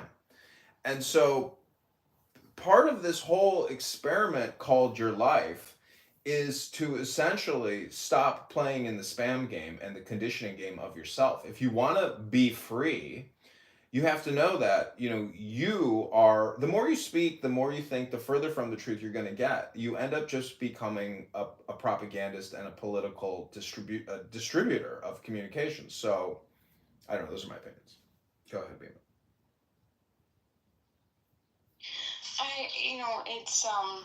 I believe that everybody has the right to self-defense, 110%. I believe that if somebody aggresses upon a peaceful person or their property, they have the right to defend themselves. I also believe that when you seek to defend yourself, if you are killing innocent people that had nothing to do with the harm that was caused upon you, you are now also you are to blame for them, and you are creating another victim. You are not absolved of not creating another victim. You've now returned. Many people say that October 7th was an act of self-defense, and what it literally was Palestinians attacking Israeli civilians because they're mad at the existence of the state of Israel. If they were only attacking soldiers, that would be one thing, but that's not what happened. They drove through towns and they entered people's homes at 7 in the morning and killed them in their homes. Random people. Like, imagine if some home right now and shot you. Like, that's what it would be like. And that's not self-defense. Going into somebody's home while they're chatting on Clown House with John Kitover and shooting them is not self-defense. That's an act of aggression. So that's why the Israelis are so mad at the Palestinians, because the Palestinians keep attacking indiscriminately, but they're claiming that it's self-defense. It's absurd. Well, I actually was coming from the place of Israel when I said self-defense. So absolutely, I agree with you when these people came and harmed and killed innocent Israelis. That you can't consider that self-defense. That's absolutely victim creation. You are creating. You are a murderer. You are an animal. You are barbaric. You have reduced you've removed yourself from the moral calculus. You no longer are eligible for rights reciprocation, and whatever happens to you, so be it. But now tell me what happens when Israel goes to defend itself, and instead of getting the people responsible, then go and create and harm other innocent beings. You are doing the same exact thing. And this wasn't done, we're talking 1,200 people were slaughtered. That if you think one person, being an innocent person, being killed is wrong, how can you justify it happening over 40 October 7th happening to Palestine? It didn't happen. You're talking about 1,200 people on October 7th, and then you're talking about every a couple times every month, 41 times. Bima. 41 times. That's how many 41 October 7th have happened in Palestine. Bima, there's just a word that you're not using, which is war. I mean, you have to really think about the word. What is a war? I mean, the Tao Te Ching says, which is a Chinese book of philosophy, it says that war is a funeral procession and opposing sides are technically observing funeral rites. So, again, just saying 40 October 7th has happened upon the people of Gaza or, Palestinians, it's a funeral procession, and eventually the hostilities will subside, and it will get hashed out, like it will get worked out. But unfortunately, when you're trying to kill a terrorist, and it's in a very densely populated area, you have to still pull the trigger, even though innocent people are going to die. I mean, you can't win unless people die. But it's not even about winning. It's about recognizing the fact that this is all bullshit. All of it is. All violence sucks. There's no disagreement on any of these fundamental, things about living the good life, which is a life of nonviolence. So you just have to understand that you're hyper conditioned to be on one side of the fence when you shouldn't actually. The best place to be is on the fence post, where you're just the observer, and you don't have an opinion on the matter. But that still doesn't change what war is, what the word means, what history is, what anger is, what justice is. There's just so many components to this that I think that the worst aspect of this whole thing is really a lot of the people on the outside in the world, outside of this small area of the planet, are spending so much of their few moments of breath on this life even talking about it. So it becomes all spam. And until you realize that, you can't actually even hope to change the equation over there. You may become a propaganda distributor and think that is impacting some kind of change, but it takes away from your life. So the saying is, if you want to improve the world, you improve yourself. It's the most fundamental way to change the world, is to change yourself, which is really only through education or physical fitness. So again, go read a book and go to the gym, fatties. I am complete.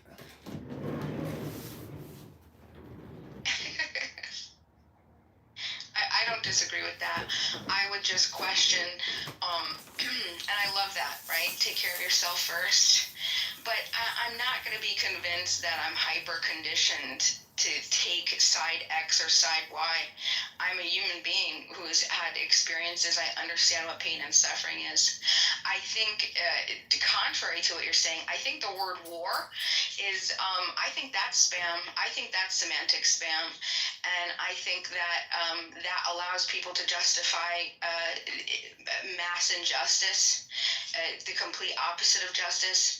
I think it allows the masses to believe that they're working towards something that's noble and honorable, when in fact it's nothing but a cover to mask yourself, to be able to live the next day, to justify the killing of an innocent child, right? Or innocent women, people who are not military combatants. We're talking about civilians. It's not the same.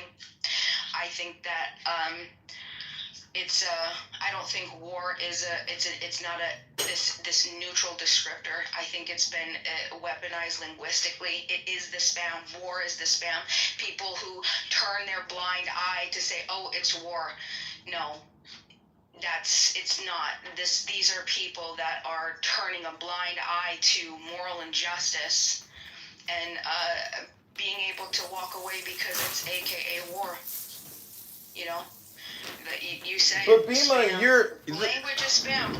Orwell warned us. Bima, language controls thought, and when words become detached from reality. I know, but Bima, I mean, I don't know your position on abortion. What's that? I heard people in a room saying yesterday, this English cocksucker he's talking about. The problem with you fucking Americans is you don't care about what happens in that fucking world, or you don't care about how people are dying in Gaza.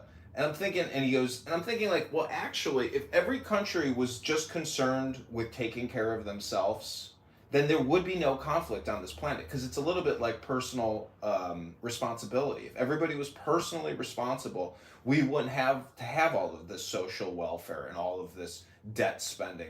My point is, 100,000 children in this country are aborted every single month. That's 1.2 million a year.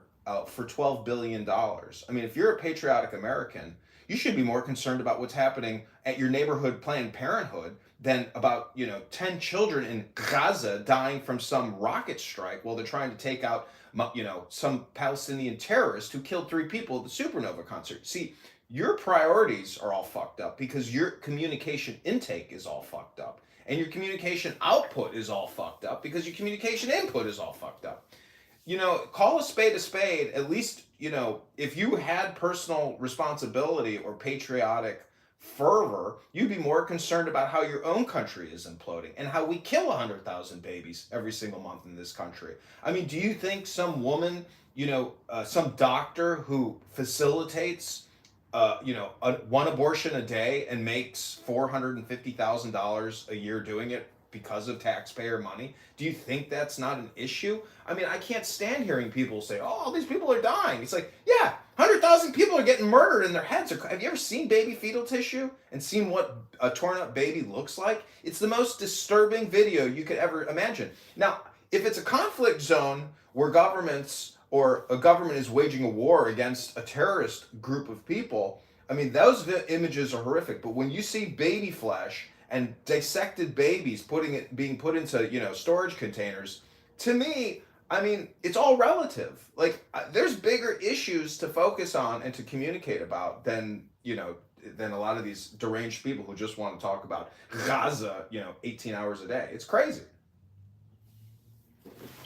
Yeah, I think that's a logical fallacy, right? Like, can I be worried about abortions in my country and also simultaneously be worried about the hijacking of the word war to create a numbness, to let people feel that they less likely are questioning its use and to understand what it actually means. How is the you term say, because you say hijacked? war. Well, sure, because you say it's psychological programming. It's all spam. It's all communication. You say war. It completely bypasses critical thinking, right? It's gonna trigger instinctive fear, loyalty, tribalism, nationalism, et cetera, And when someone says, "Well, look, they're at war," you immediately get into those us versus them thinking, justification of force, right?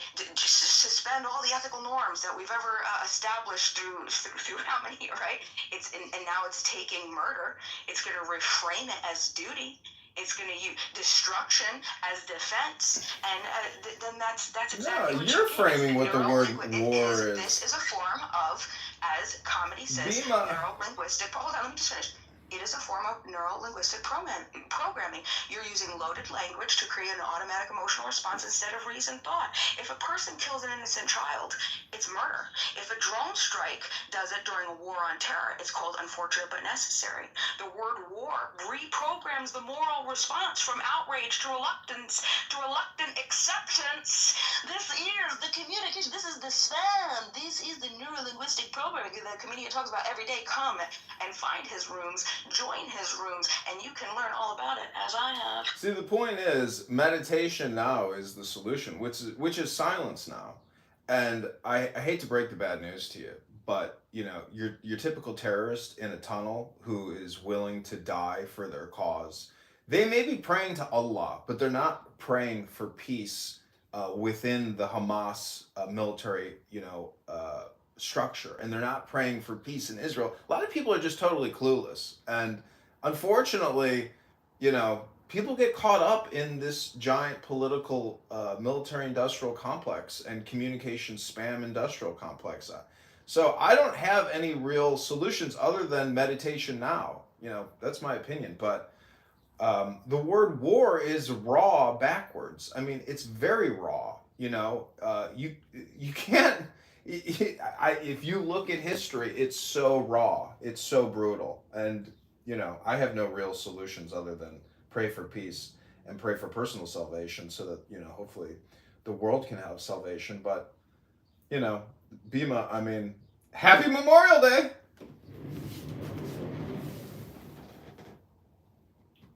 Happy Memorial Day.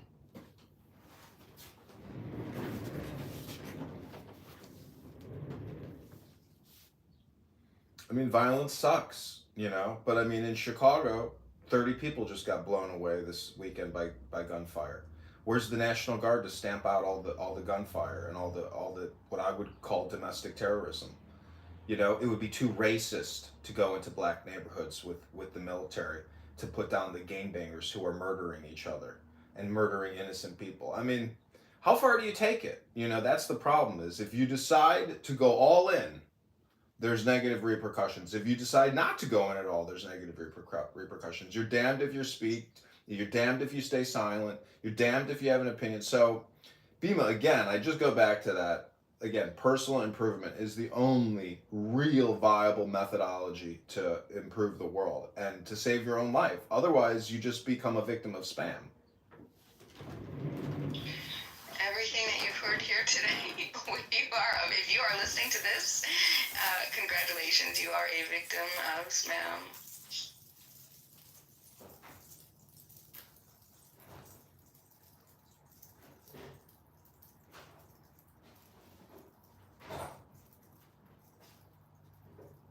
I'm not really sure if too many people would be up in arms about stopping criminals. I think the problem is when the coercive force is used to unjustly affect innocent people. You know what I mean? If we were to take the armed National Guard and put them in neighborhoods of a lot of crime, violent crime, who cares?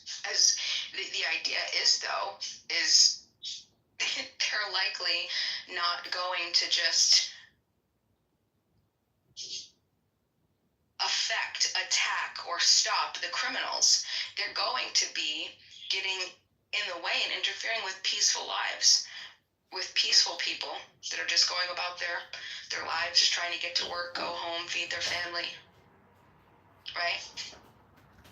To what extent could you justify that? Defend yourself. Defend yourself. Yeah, well, But there's as a soon as lot you of create another victim, there's a you're lot of brutalized you're no victims. longer innocent. There's a lot of brutalized victims in those neighborhoods that would love to see a presence on the street, because then they wouldn't get bullied by the gangbangers anymore. I mean, it's like hallway justice, you know? That's why they have hall monitors. You need observers to report the facts, to record. I mean, these security cameras, you know, that supposedly record things in these high danger zone areas, they need to dox these people. They need to do facial software recognition and post them on police department websites saying, is this your son? This is who it is. This is a gangbanger who's out on the streets all day long. I mean, dox these people. You know, the court of social justice is really the only court of justice we have nowadays. You know it, I know it. All these courts, all these lawyers and judges, they're all liars and corrupt. They fuck over people left and right. I mean, the divorce courts, the child support courts, these are huge wastes of time, energy, resources. But, you know, without it, I mean, then it's just lawless and there's no supervision and there's no documentation. So, again, I would just say that spending time on this app is a form of toxic spam absorption, and it will have negative repercussions on your life. I mean, the book in my PTR, if you've never read that book, it's called The Tao Te Ching. You should read it because it's one of the smartest books ever written. And it talks about all the things we're talking about, but 2,000 years ago, meaning that you're being a victim of spam. This app is a spam distribution platform, just like how Facebook is. Facebook is nothing but one giant spam platform. And then they mix in advertisements, which are more spam. So if you want to become free and enlighten yourself, you have to pick up a book. There's no other way to do it, because most people can't just give you a compression of the wisdom. It only really changes your life if you process the words through your brain, and then you start to build a comprehension of what you're reading. These are my opinions, but in my opinion, Bima, I've heard you speak on this app for quite a while, and I think you are a victim of spam, and then you regurgitate the spam. That's what you're doing.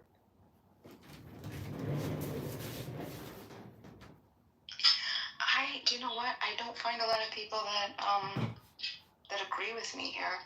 I think usually when I take positions, they're generally the position that has the most ick, you know?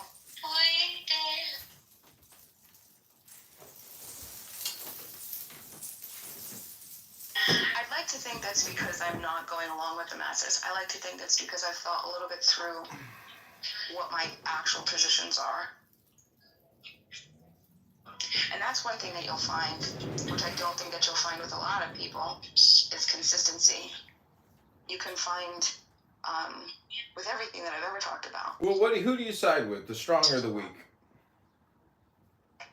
I side with the innocent. I side with the individual who's willing to operate in a realm of voluntary consent and not aggress upon another peaceful person or their property. That's who I side with. Right. Who is going to reciprocate rights with me?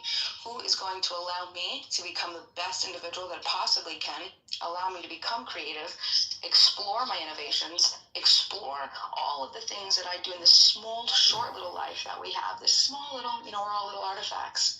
Who wants to do that? I want to talk to you, and I'll fight next to you as well. Because I don't want to have anything to do with what you want to do with your life. I want to allow you to live peacefully, and I'll fight for that. Let's fight against the people who don't want that. Let's fight against the people who are stuck in fear and scarcity and control. See, the problem with that is it's still just spam.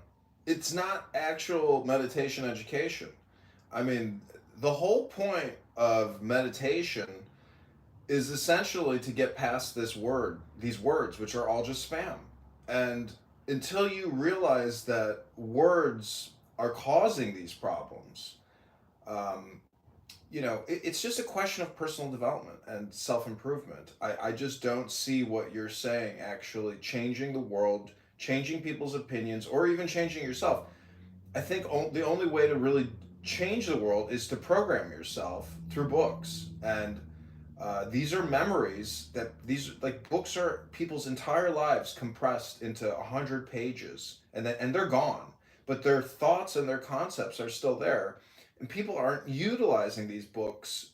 Unfortunately, most people are just using their cell phones to program their lives, and so therefore we have a huge problem that there will be no peace, and no, there will be no peace because the programming sucks, and your programming is just not effective enough to make any significant change. And when I asked you, who do you side with, the strong or the weak, you said, I side with the innocent.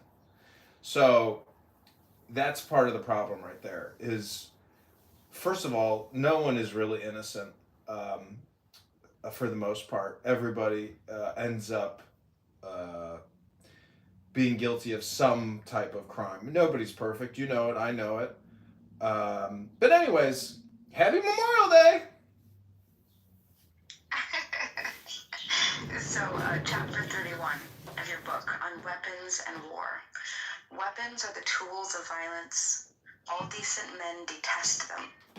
Weapons are the tools of fear. A decent man will avoid them except in the direst necessity. Victory by force of arms is not something to be admired. Those who rejoice in victory delight in killing people.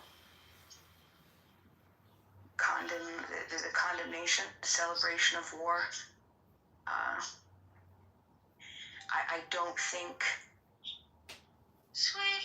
what you hear from, well, I'll allow the audience to make their decisions, but what do you hear when you are looking at a war in this world in 2025? What do you hear from both sides? Chapter 69.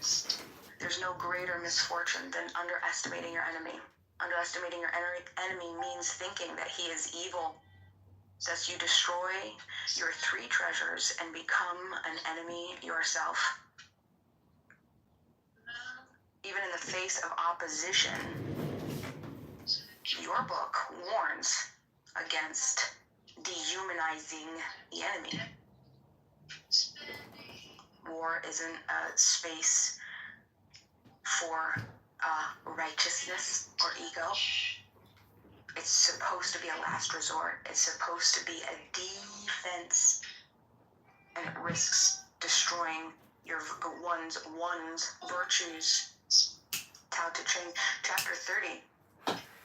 Those who use the Tao to guide rulers did not use force to conquer the world. For every force, there is a counterforce. Violence, even well-intentioned, always rebounds upon itself. Think about the Israeli-Palestinian conflict. Think about what I said. When you are a victim, and instead of defending yourself only upon the aggressor, the person guilty, you then create more victims. What are you doing?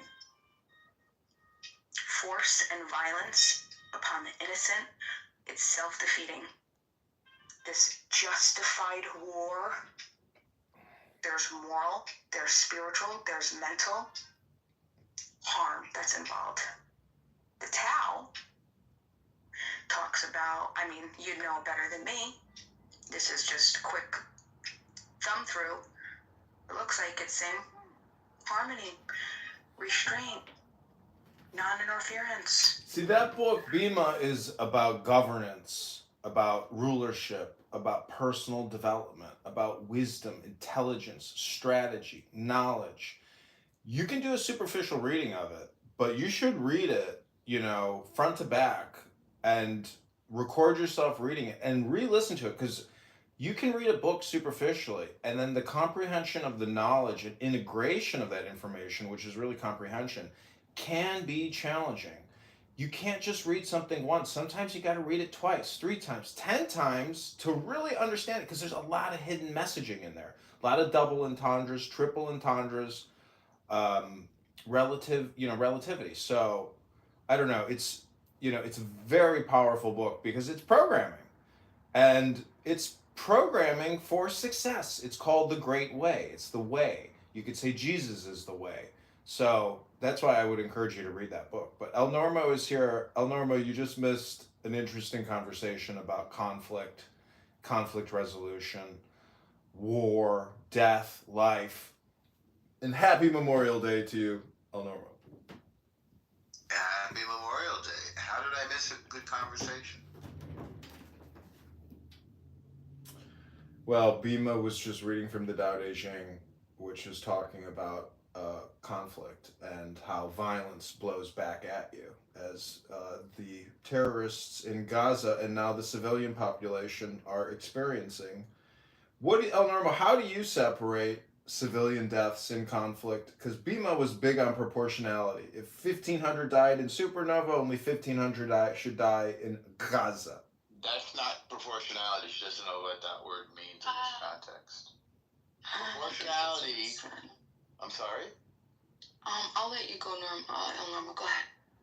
Proportionality means that the military value of a target must be commensurate with the potential collateral damage to civilians. That's what proportionality means. There is no such thing as, oh, if you kill 10 of ours, then we kill 10 of yours.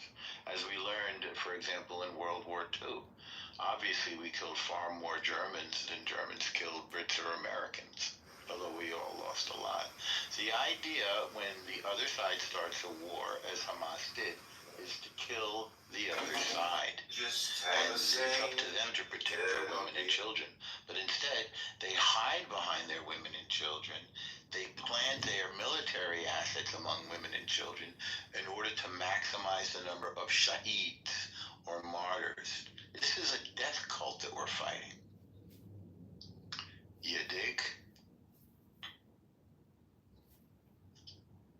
I mean, your average mother, your average child. I mean, the problem is when you say death cult, that means that all their communication is essentially shahadist. I mean, I've seen their communication that they put out, and it's insane. And I just don't see any solution other than a total solution, which is the complete and total removal of all people from those areas and put it all under Israeli security control, and then essentially do a development plan. And it's that's what Trump unfortunate. says he wants to do. I mean, Israel is not going to say that, but Israel will say the following. If you can live peacefully, you can stay. And if you pick up a gun, we're going to come and take it from you. We're not going to do it gently. We don't need to do it gently. If you declare war, we're going to beat your ass. That's a fact. And Aziz in the audience knows that, and the people of Gaza know that, and the people of Hamas know it. The Hamas we've wiped out their leadership, and we've sort of cut off their supply of money. They're in rough shape right now. Israel is very serious this time. In years past, I think we've conducted ourselves a little bit less definitively, but this time it's going to be different. I mean, do you think it's like an all or nothing solution? I mean, that I'm proposing, but from like a citizen perspective, to just know that terrorist fervor to your immediate south as an ever-present reality. I mean, maybe it's an ever-present reality everywhere. I mean, I don't know if you know Alan Watts, but he has this book called The Wisdom of Insecurity. But as as a citizen, I mean, you should demand absolute security. I mean, what are you going to work for every day? To just pay somebody's pension and salary? I mean, you want security and you want total security. Which means transparency. I mean, in Chicago, where 30 people get killed every weekend, I'm thinking like they got all these security cameras everywhere. It's like, and they have social recognition software. Identify these people, dox them, put them on a Chicago police website with their photo, with their address, with who their employer is. I mean, total surveillance. What makes you think we're not doing that right now? Well, it's not public. It's not on some kind of public registrar ledger where you can identify and even receive an alert. Hey, known suspect in your area. I mean, I want surveillance and I want to be notified of potential threats in my area.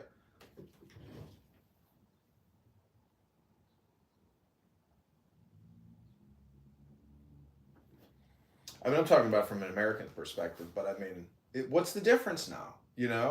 I mean, human rights are security rights, not to be killed by Islamic radical terrorists while you go to some concert, and that's a major problem. I mean, there's sleeper cells.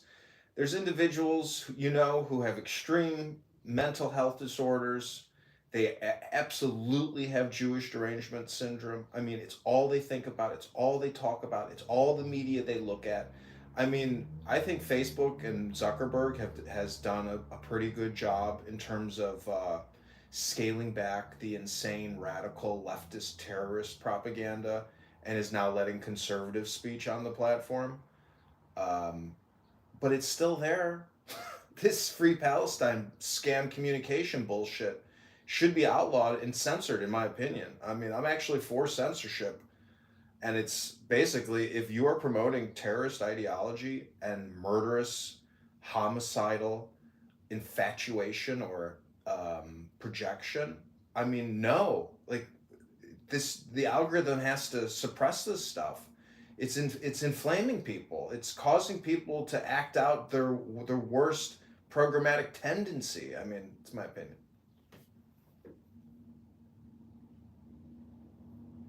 Do you think truly in your heart of hearts that people are intentionally supporting terrorism versus believing that it is a response to injustice? What's the GDP for Pakistan?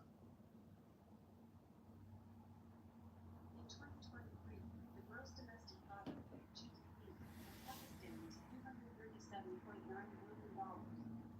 By the way, we have a new notification. You want to hear it? Yes.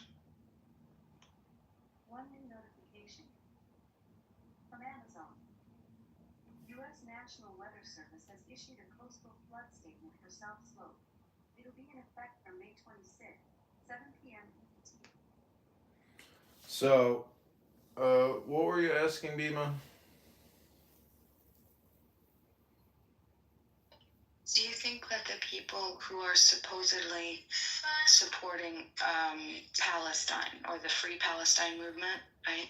Do you think those individuals are intentionally looking to harm, destroy, and hurt versus they believe that harm, destruction has come to people and that is the retaliation that is necessary to free and create peace for them?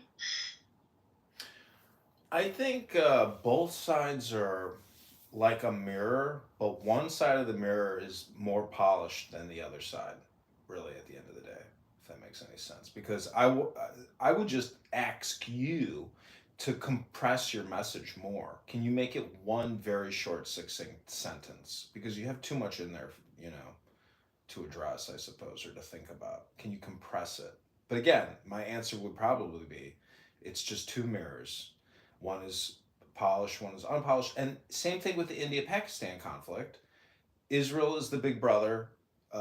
Gaza is the little brother. It's a question of great state versus small state. The Tao Te Ching addresses these topics about humility and how a great state gets on its knee or how an inferior state gets on its knee and how it wins respect. It's really advanced psychology on how to do conflict resolution and create harmony.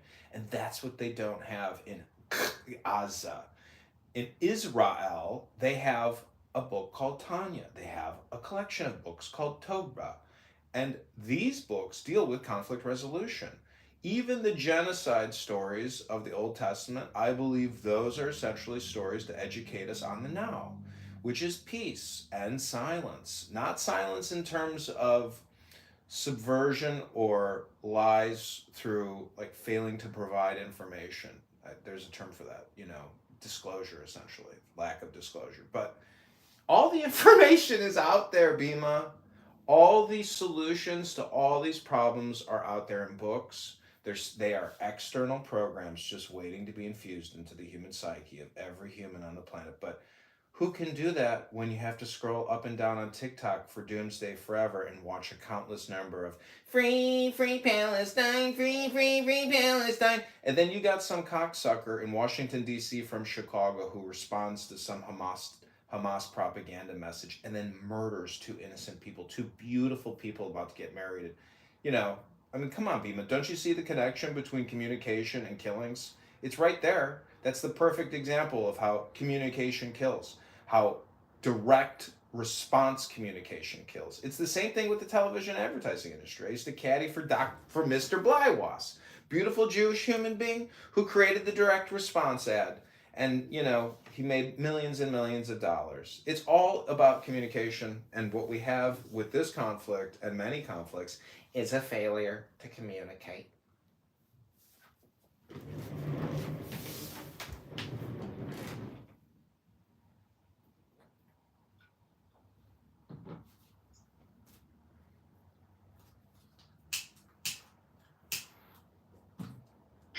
I like to try to understand people, right? What is it? 7 Habits of Highly Effective... Geez, I don't remember now. 7 Habits of Highly Effective People, maybe, I think it is. Stephen Covey, but anyway, I don't remember if that's the name of the title. It sounds like it sounds good enough. But one of the rules is seek first to understand and then be understood. I'll just leave that there. Well, the saying is, you know, you can create life or death with your tongue.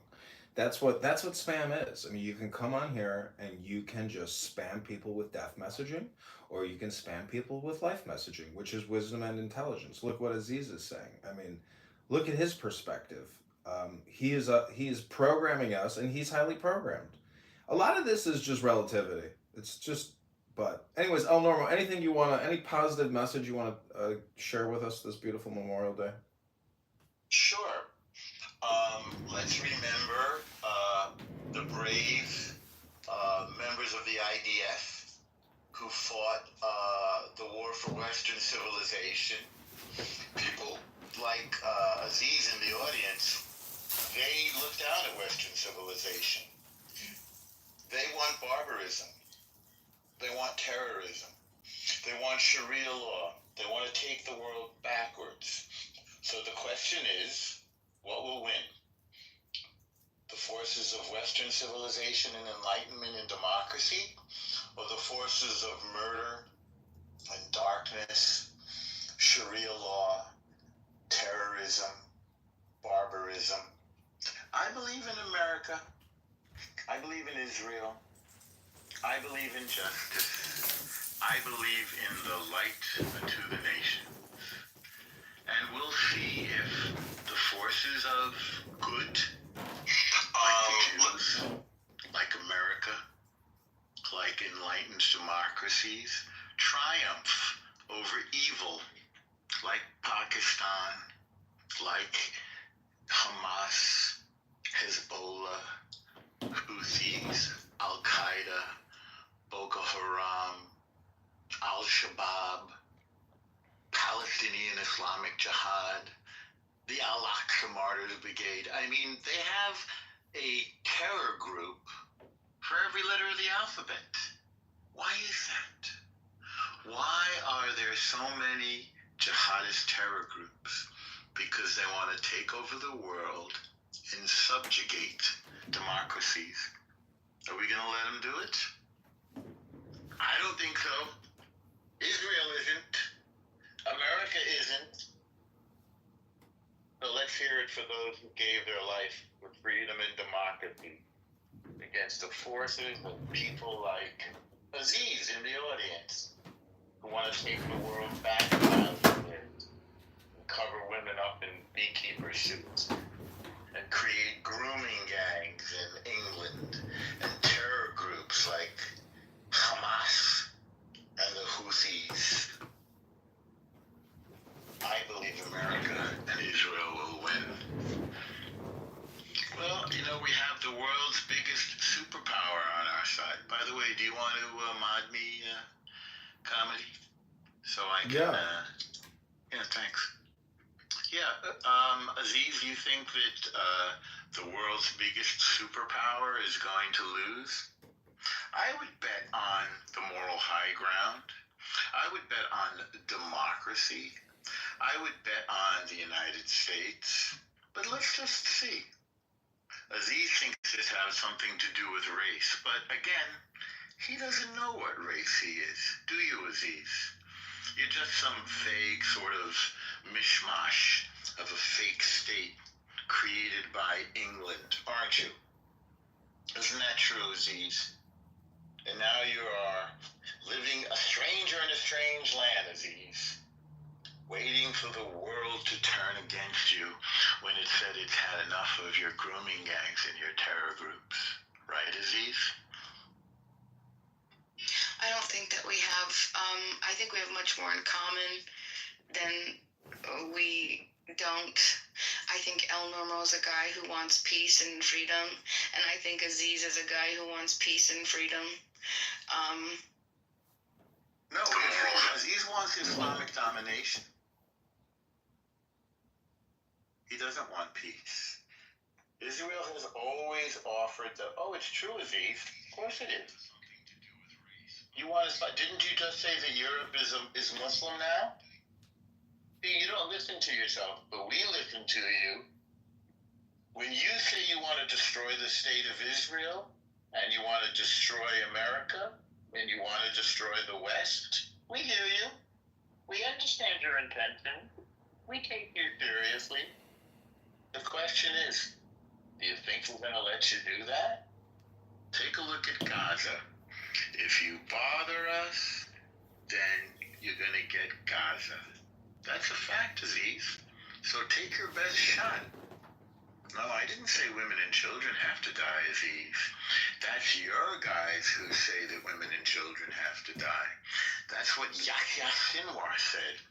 He said that he wants his women and children to become shaheeds. Aziz, we will say the prayers for your death. I'm going to leave that up there. God kill you if you're lying. You don't even know the truth anymore, do you, Aziz? You don't know up from down. You don't know left from right. You don't really speak English. We're a stranger in a strange land, Aziz. You don't really fit in, let's be honest. We don't have any interest in your terrorism, or your grooming gangs, or your lying. I hope God does give you the justice that you deserve, Aziz, and I'm sure he will.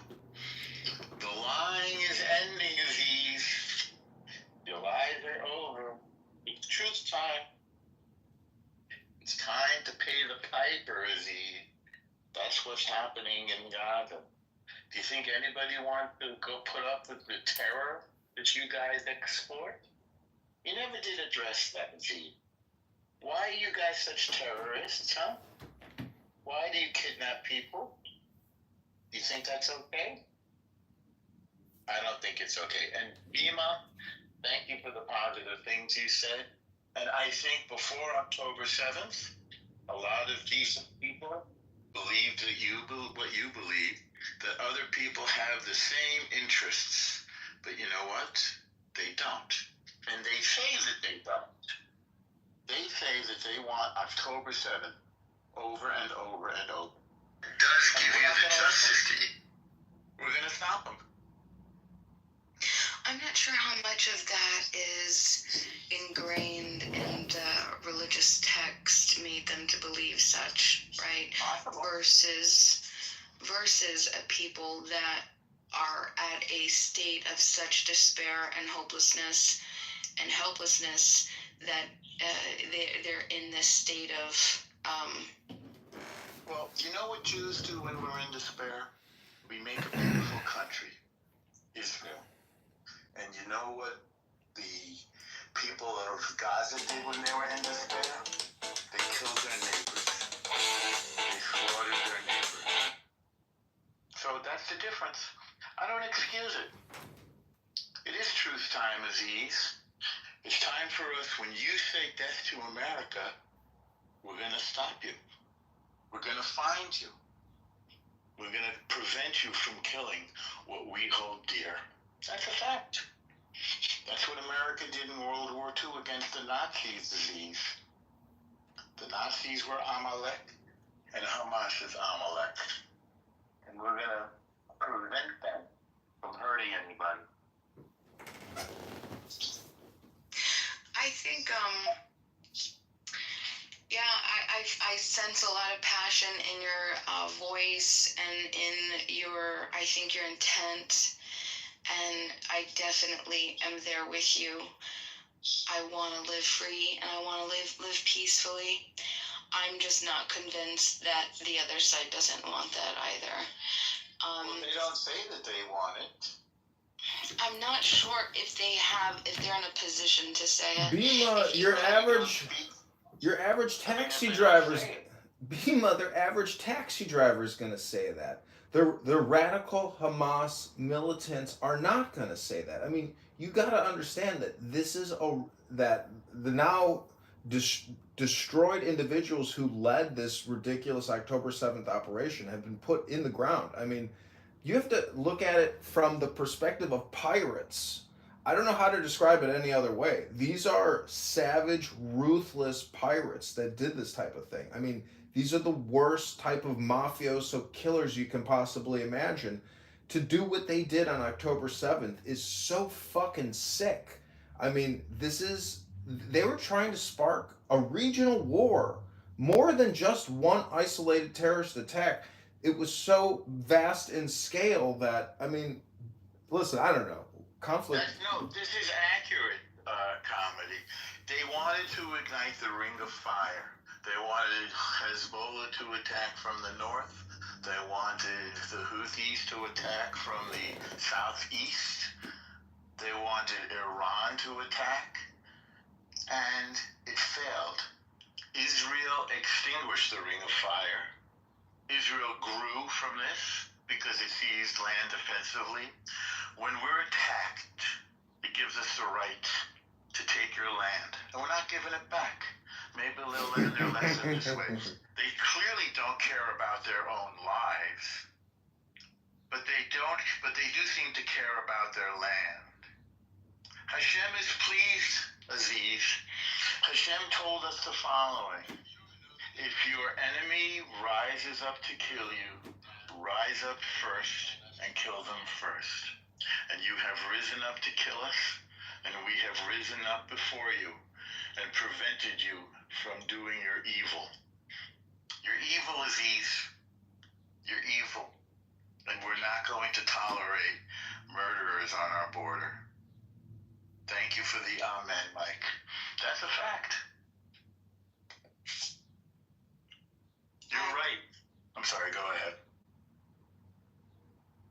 No, it's okay. I don't believe that Aziz is evil. Oh, well, he says evil things, and he does evil things. And I believe evil is as evil does. He's never said that he wanted peace. He just wants to hate Jews. They know that they hate Jews, and there's a reason why they hate the Jews. They hate the Jews because if we still exist, and we still have the covenant, that means that their book is false. It means that they are not the final revelation. They're just a sort of let's just say a weak revision of the Torah. And it's intolerable to them.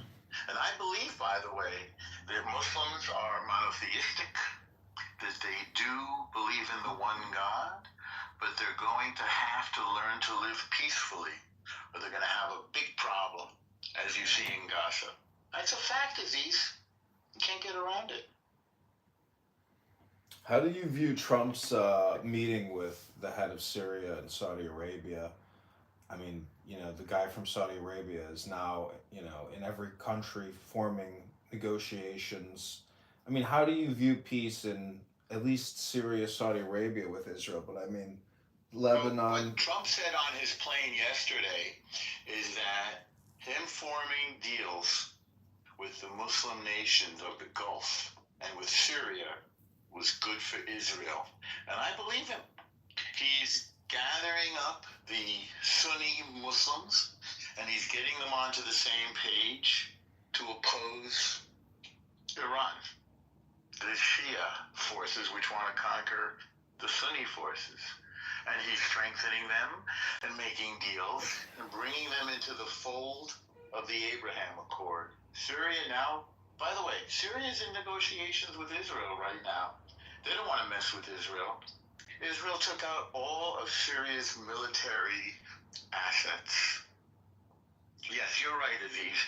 You are a religious fanatic, but we're not going to let that deter us. We will not let your violent, terroristic fanaticism, we're not going to let that impinge on the West, on our democracies, on our multi-ethnic, diverse ethic of equality.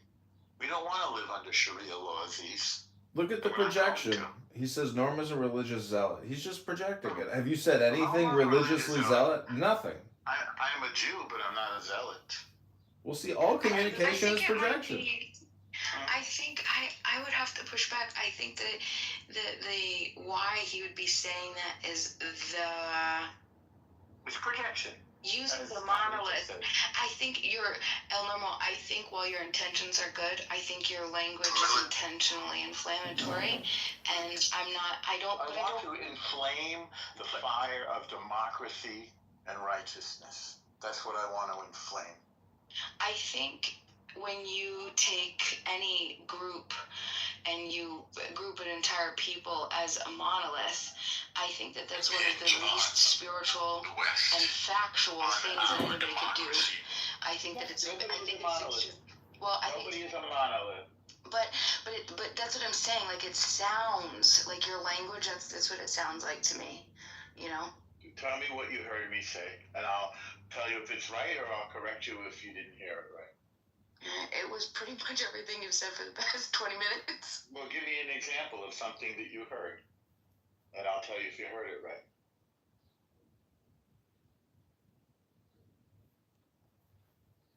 Sam, did you want to say anything?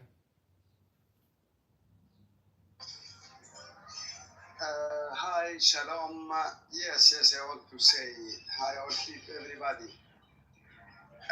Just heard something I want to tell you.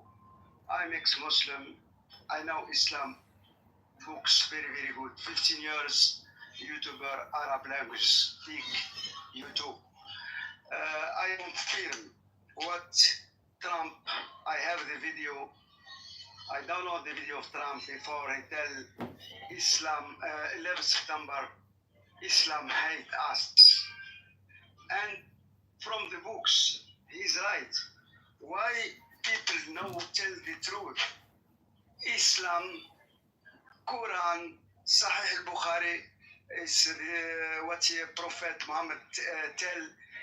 He hate Jews, Christian, and kill them. I know the verse. It's clear. It's white. No people tell no. I know very good. I'm ex-Muslim. Don't lie to people. Be proud of your religion.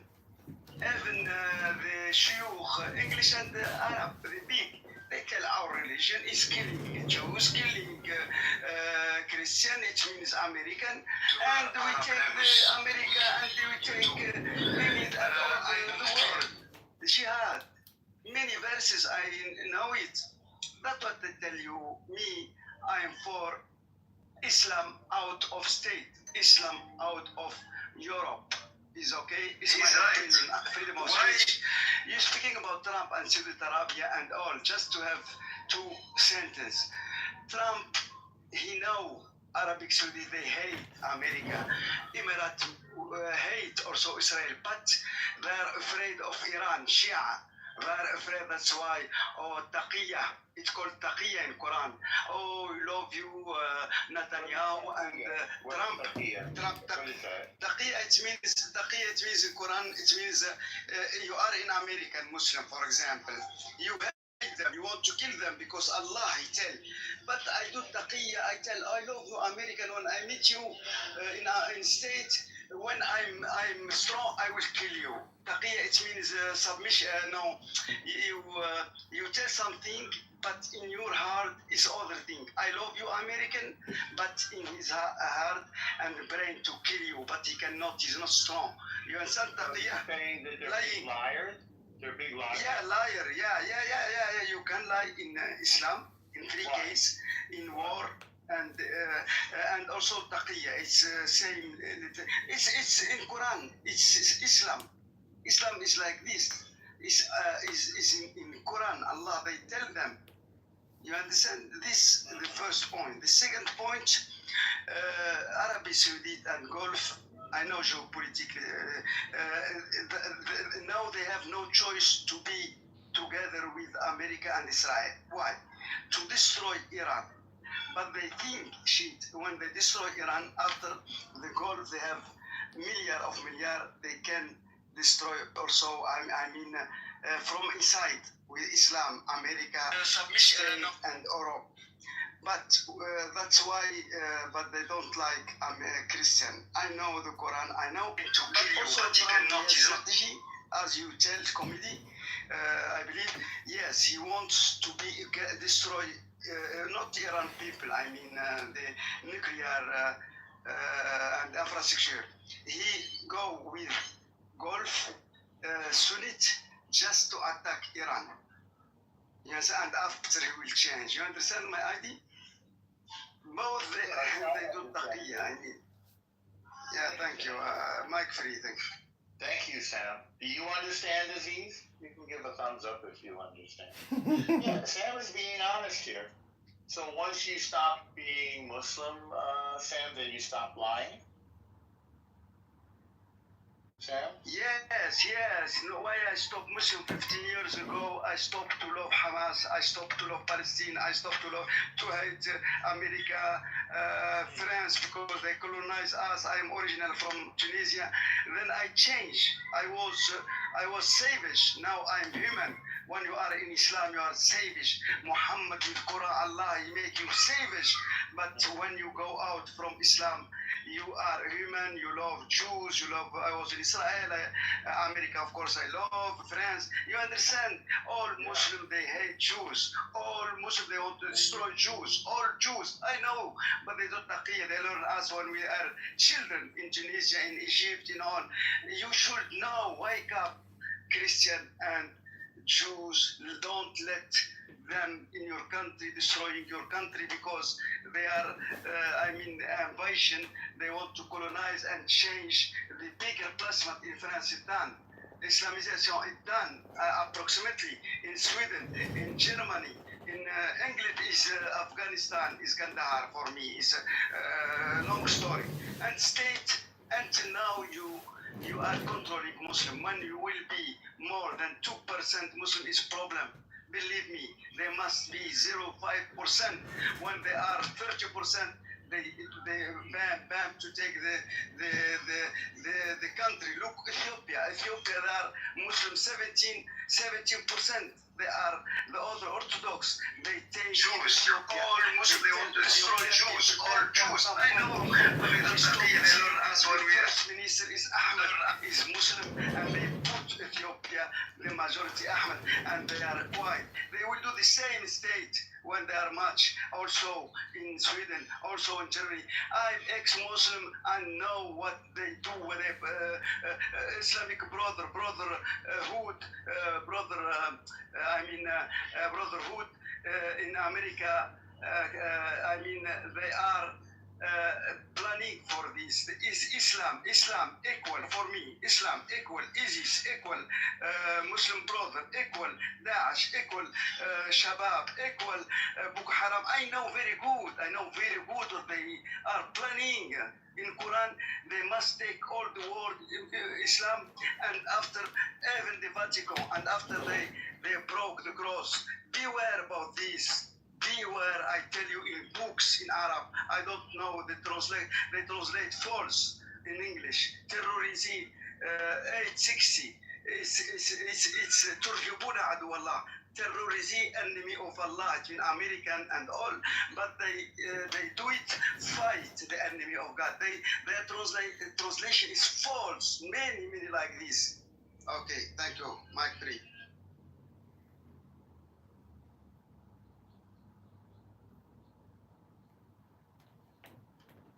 Yeah, that's really interesting. Those are stronger words than I would have been able to use to condemn this. I mean, clearly you know more about this this than I do. So thank you very much, Sam. Thank you for sharing.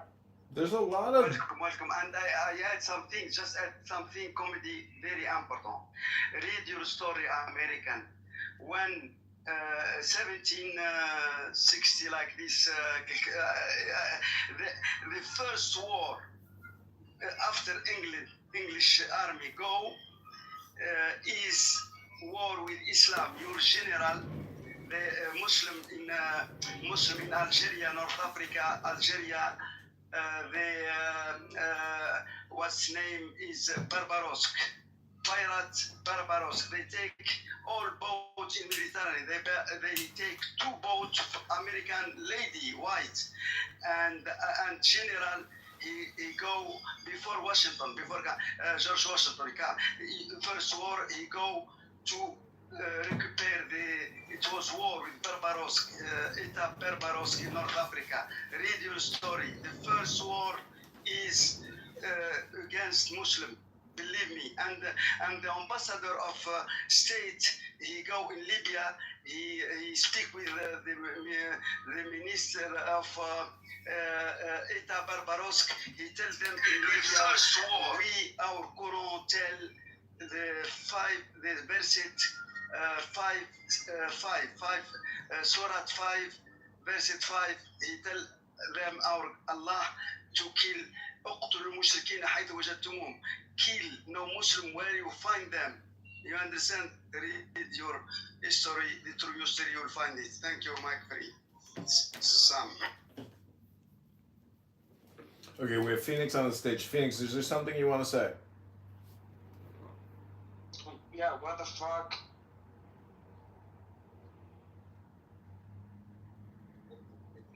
Is that it? What the fuck?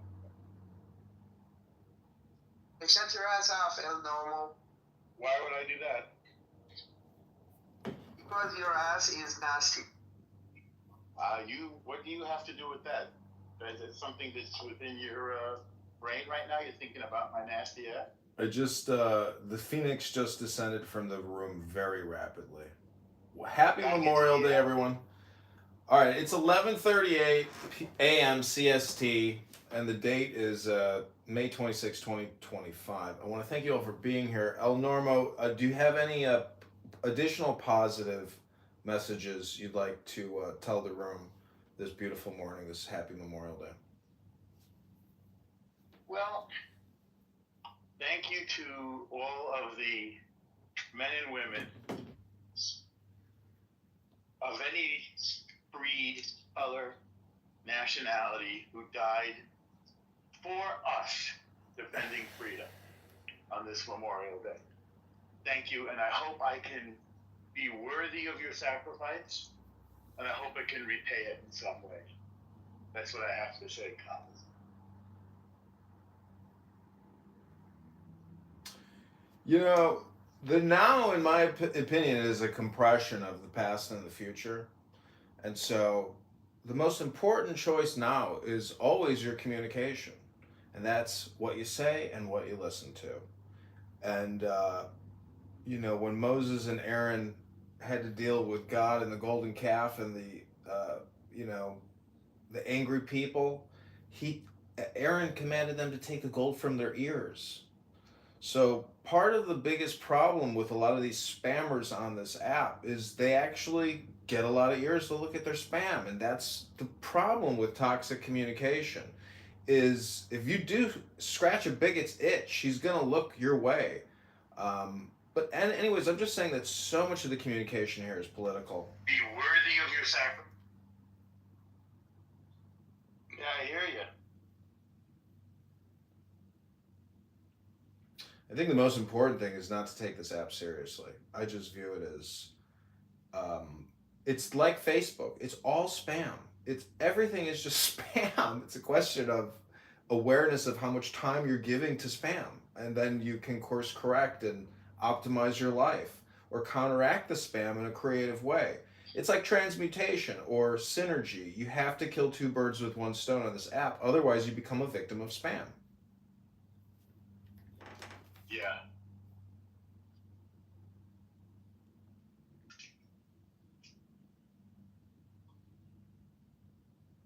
Well, I don't take the app seriously, but I take myself seriously. And I try to be careful with my words. And I used this app to clarify what I think. Not unlike Hamlet in the eponymous play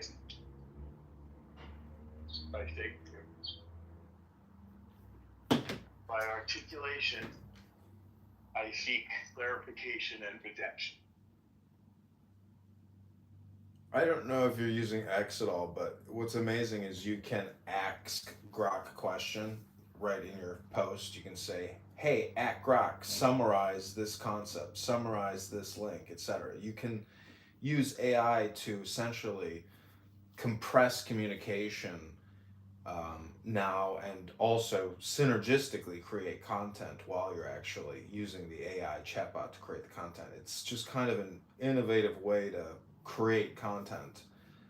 But, you know, communicating with people here is also a unique experience because everybody is essentially, you know, 65 million years of evolution communicating their personality in a way, or lack thereof. And really, personality is basically large language modeling. So a lot of, again, from a native English speaker, I recognize that a lot of international speakers are here essentially running their algorithm versus our algorithm, which is our language, large language models. So it's an interesting experience to speak with non-native English speakers, but I also say that, I know that the opportunity cost from consuming their spam on this app is that I'm looking at 1,000 books in front of me, and I know how much more useful a book in front of me is than actually communicating with somebody here on this app, because I'm not creating larger language models and concepts and historical frames within my own self. So that's why I say if you can use this app synergistically, there's less of an opportunity cost to using it. However, anyways, those are my thoughts. So anybody else want to say anything? Any closing thoughts? Yeah, I'll have a quick clothing thoughts. My clothing thoughts. Yes, let's remember all of the people that have served well and honorable, grateful for the freedom that they did fight for. I think that there's also a lot of space that we can also give to the innocent civilians that have been slaughtered during war unjustly. On his return, Americans showed their gratitude. I think we should also General mourn Pershing's words, it didn't hurt America to have a general so bold, but he was dangerous. A Tao, chapter 30. Force is followed by loss of strength. This is not the way of Tao. That which goes against the Tao will soon perish. I don't think that we should dominate, divide, obviously simple, very basic things, but specifically when it comes from language, the us versus them mentality, I think is very dangerous. I think we should remember that each of us are individuals first, which is the largest minority on the planet. And I think that everyone, no matter who you are, you have the right to self-defense. And that is the best thing. Ladies and gentlemen, coming over here, You are no longer there was a very great the lesson. defense. The first 4 hours, The victim. You now we passed over a destroyed land, that leads to a simple utterly destroyed. the feedback. You who have not seen it do not know what hell looks like from the top. That's what Germany looks like. That Austria looks like. That's what any place that the 8th Air Force and the 3rd Army worked on looks like.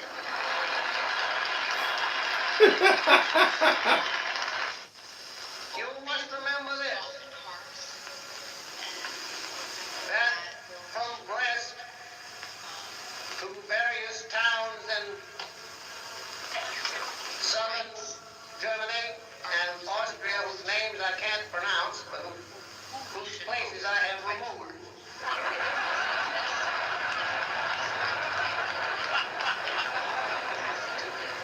The trail of the 3rd Army and the 19th Tactical Air Command of the 8th Air Force is marked by more than 40,000 white crosses, 40,000 dead Americans. Few realized how deeply he felt about his men. Initiate violent aggression and not reciprocate peaceful Germany, with no more battles to win, Patton watched Americans compete on the plain. Again, he saw the fighting spirit, the will to win, a quality he loved and admired, and which epitomized himself. Struggle was the test of a man. War, the supreme struggle, provided the highest test.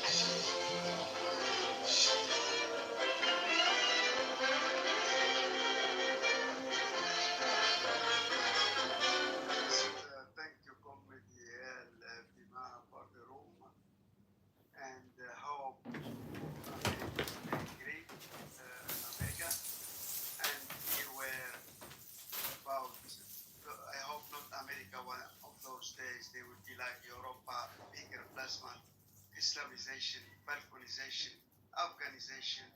I hope not. Bye-bye. Thank you very much.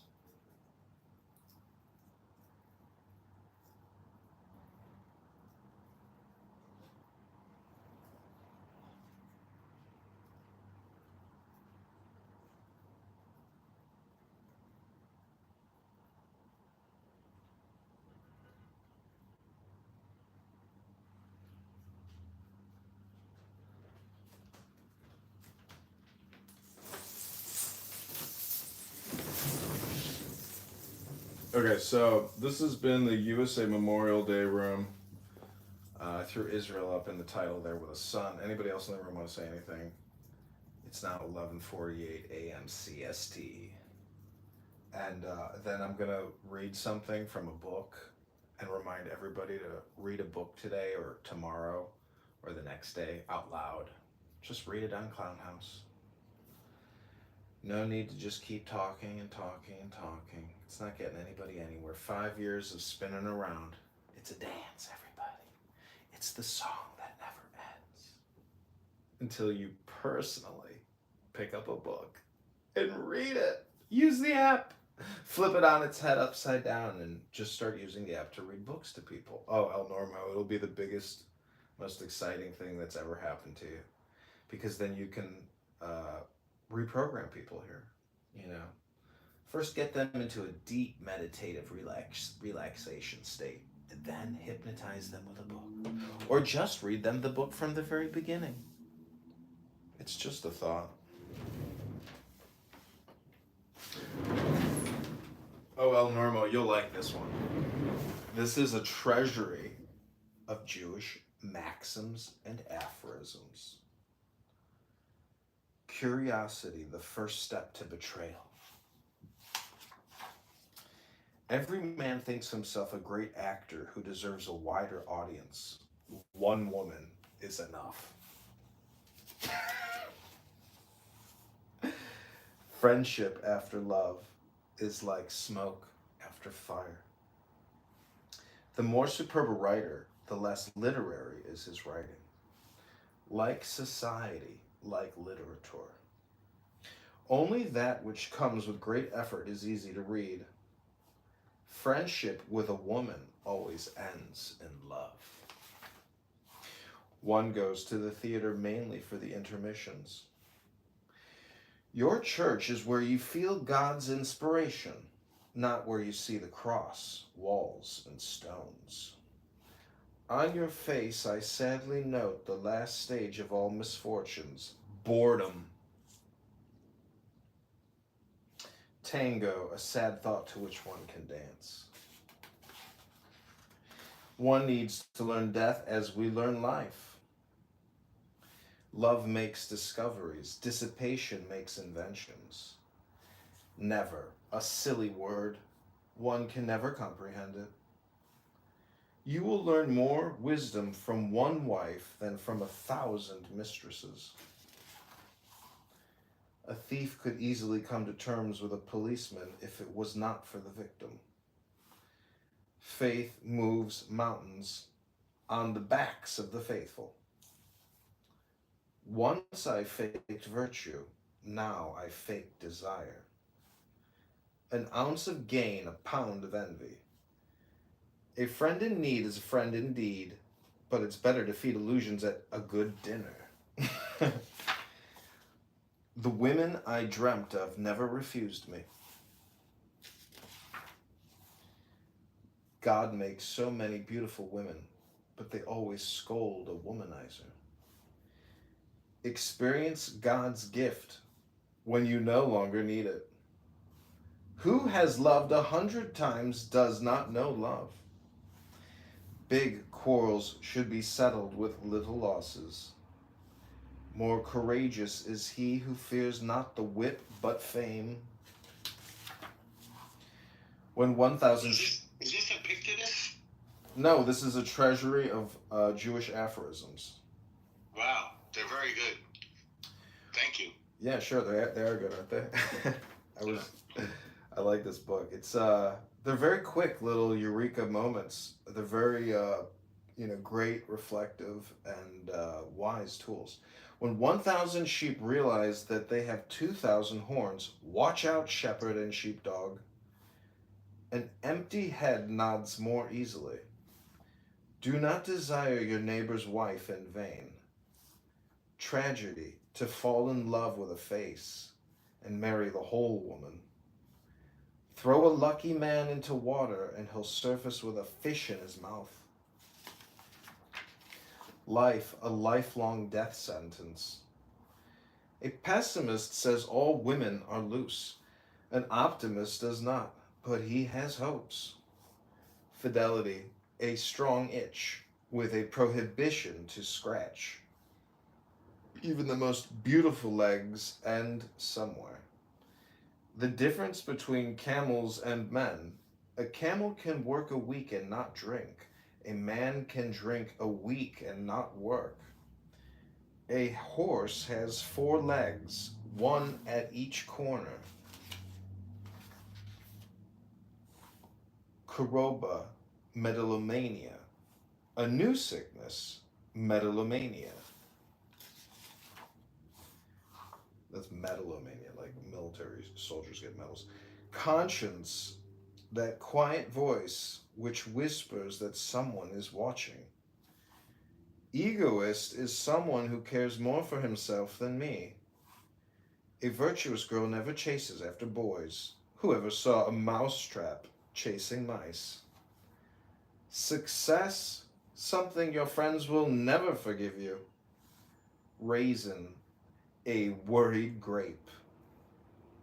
A flea, an insect which has gone to the dogs. Corpus delecti, a delicious body.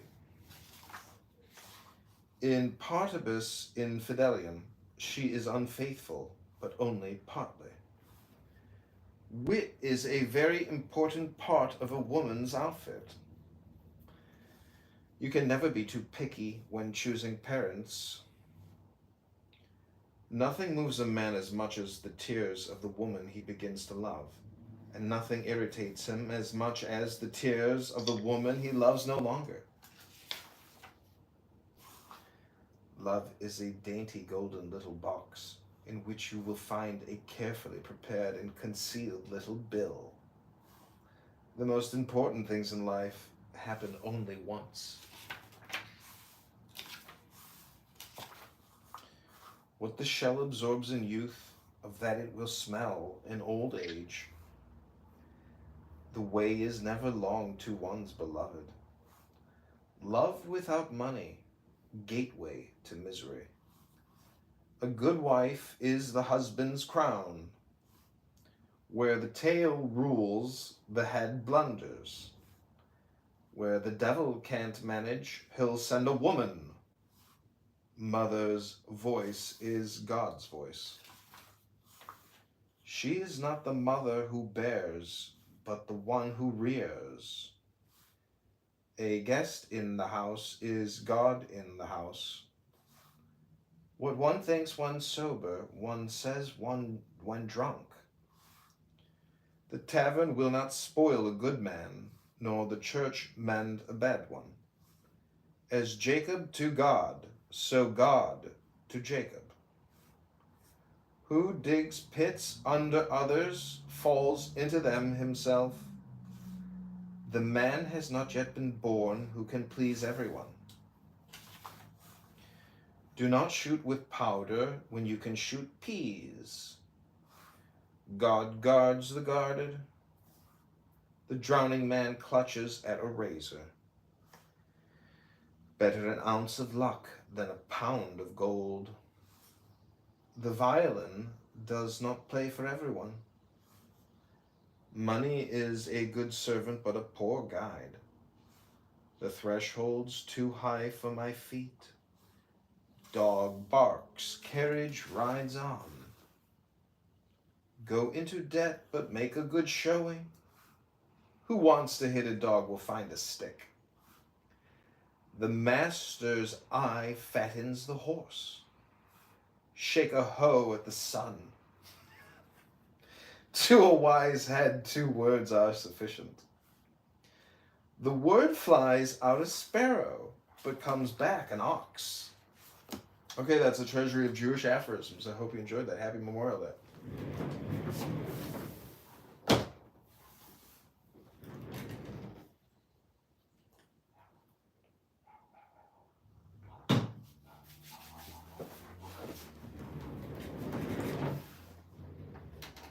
Okay, this will be the last brief thing I read, and then I'm going to end the room. These are the golden sayings of Epictetus. I'm just going to read 2 pages and create some YouTube videos. These are 60-second clips. I would categorize this as Greek or Roman philosophy, and I think it's pretty profound.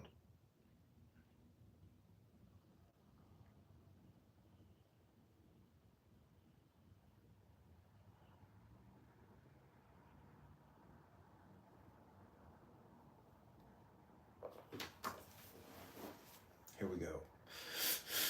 I think I know now what I never knew before, the meaning of the common saying, a fool you can neither bend nor break. Pray heaven I may never have a wise fool for my friend. There is nothing more intractable. My resolve is fixed. Why? So madmen say too, but the more firmly they believe in the delusions, the more they stand in need of treatment. Oh, when shall I see Athens and its Acropolis again? Miserable man, art thou not contented with the daily sights that meet thine eyes? Canst thou behold aught greater or nobler than the sun, moon, and stars? Than the outspread earth and sea? If indeed thou apprehendest him who administers the universe, if thou bearest him about within thee, canst thou still hanker after mere fragments of stone and fine rock? When thou art about to bid farewell to the sun and moon itself, wilt thou sit down and cry like a child? Why didst thou hear? What didst thou learn? The meaning of the... Okay, that'll be it. This is the kingdom of God is within you. That's Luke 17:21. Okay, everybody, hope you've enjoyed this room. This has been my USA Memorial Day Israel special. Dr. Sean Malika, health, wealth, love, peace of mind, happiness, and strength. Talk to you all soon. Bye.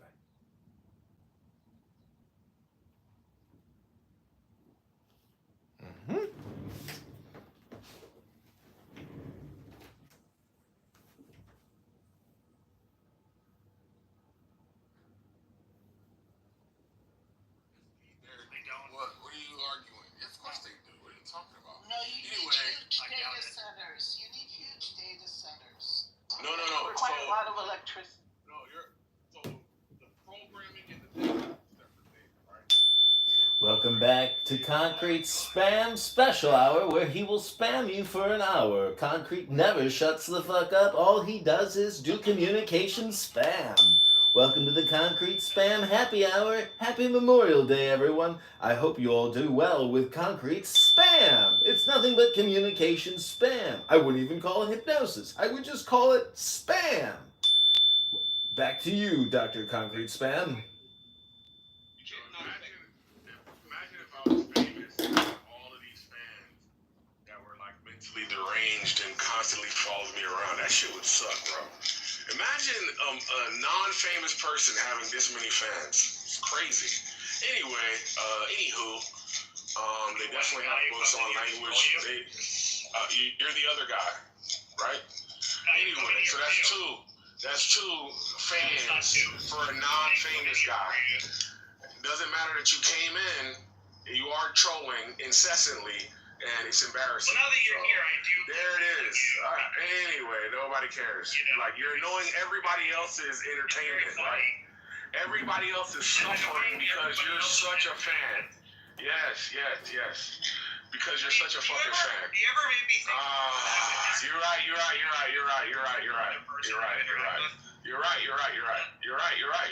Okay.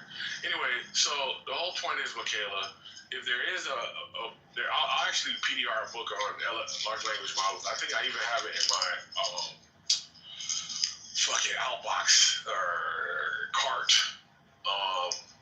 That was like one of my next projects. If they can figure out what goes into them, they can figure out how to limit them, Michaela. I don't think it's a big deal to worry about. This is what the people are saying, is that alignment means they would have to understand. It's not, alignment means being able to figure that out. And they haven't been able to do it. They've been trying for 10 or 20 years. They haven't figured out what? Well, read something recent or... They haven't figured out what, Michaela? Alignment. How do alignment towards human values. Oh my God. Okay? They can't, you have to, have you ever heard of Eliar Yukowski? He's the one who got me onto this 2 or 3 years ago. Look him up, Eliar Yukowski. He had just had a recent interview, and look up the AI 2027, and watch these presentations on YouTube, and then figure out which books you want to buy, because the books have to be very recent. And I think a book.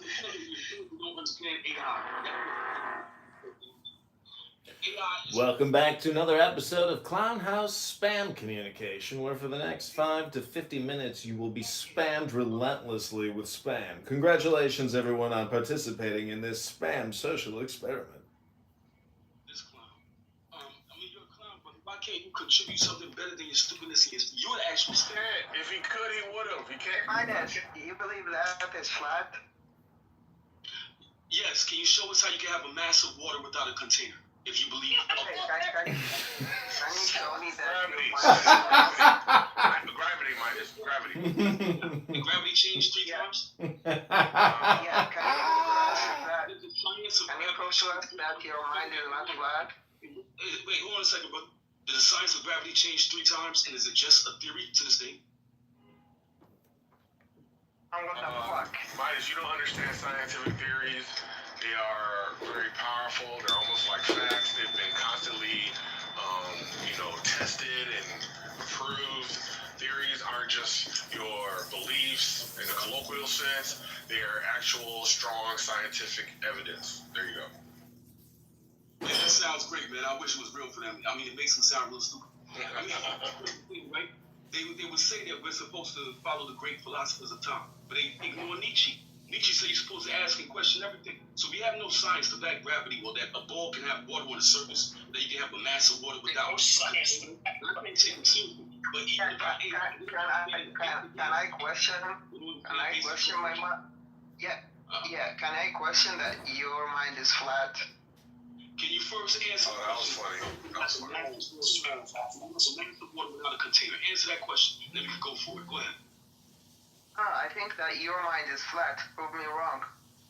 Wait, hold on, Midas. Are you saying that we can't model water being in a place without a container? Facts. There's no mass of water. You can't do any chemistry experiment without a container, a beaker, or some form of containment. Is our atmosphere a container? our atmosphere will have to be contained. Because they're trying to tell us that our atmosphere is directly adjacent to a vacuum. And that means our atmosphere will not be contained. Oh, yeah. I don't know, bro. I think this is a losing battle, irrespective of, because I actually am very sympathetic to flat earthers, but I feel like the worldwide conspiracy is hard to swallow, pause, and I feel like, I think that's pretty much it, the worldwide conspiracy. It's just very difficult to swallow. Well, that's just a feeling, brother. We have the World Economic Forum, we have the United Nations, we have NASA. These people make $56 billion a year, so they're incentivized to lie. If it is a lie, they'll be incentivized. So if they can't show us an actual gravitational experiment, then how can we take them seriously? If everything they say they have is theory, then I can't take them seriously. They can't prove what they're saying, right? But there's a bunch of people that agree with the theory. What do you do? Why take it seriously? That's appealing to authority and appealing to consensus. That's actually idiotic. If you understand Nietzsche, this is why I brought up Nietzsche. How is concrete getting cooked by a flat earther? Force people to prove their thoughts. But see, these people are low IQ, so they can't handle it. What about all the mathematical equations and physics and all of this stuff that supports gravity? There are none. See, right now gravity is quantum theory. Right? It was changed 3 times. It was Newton, then it was Einstein, it was No. and then it was Einstein, and now it's unite gravity with quantum theory.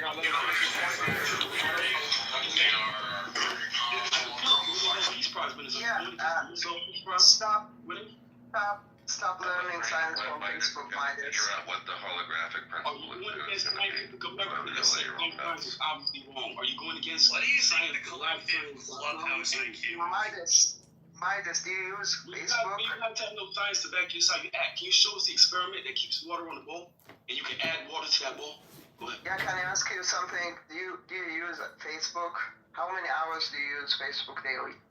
I'm not on Facebook, dummy. Can you actually answer a question, or you just want to deflect like a little crybaby? I'd like to interrupt here, if I may. I just want to welcome you all back to your own super stupid hypnosis session where you will waste your time listening to really stupid shit.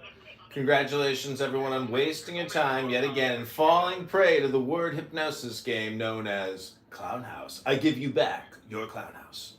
It's only on Clubhouse that you get to experience the mentally ill so up close and personal. Thank you, comedy. Oh, you mean like mine? Having a difference of opinion isn't a sign of mental illness. Being an incessant troll,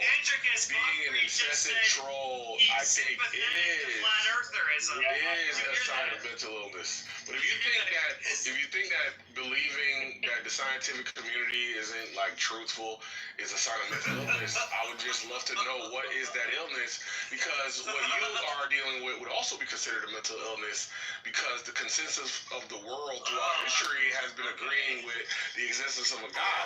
But for some strange reason, you think you are mentally ill because of your atheism, right, Andrew? Yeah. I'll just ask you, what's the symmetry breaker between an atheist and a flat earther, such that the flat earther is mentally ill but not the atheist? Well, the symmetry breaker is that you're sympathetic to one of them.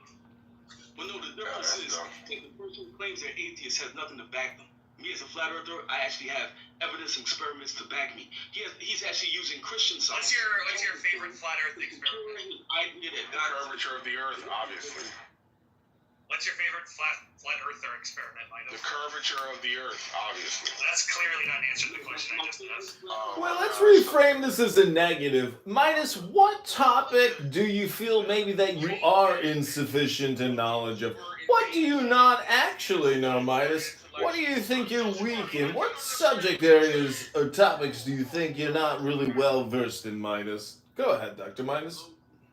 Midas, what name us a flat earth experiment? Can you show me how you can have water on the outside? Can you show us a flat earth experiment? The rule Experiment in Facebook. Midas, can you show us a flat earth experiment? Yeah. I get a bowl of cereal, and I can imitate Africa and Australia, right? And all that stuff. Wait, what kind of cereal is this? So you use Fruity Pebbles to represent America, and you use Cocoa Pebbles to represent Africa. But after a while, doesn't all the cereal tend to mix? And do you use whole milk or 2%, Dr. Midas? You know people are like repulsed by you, right, Piper?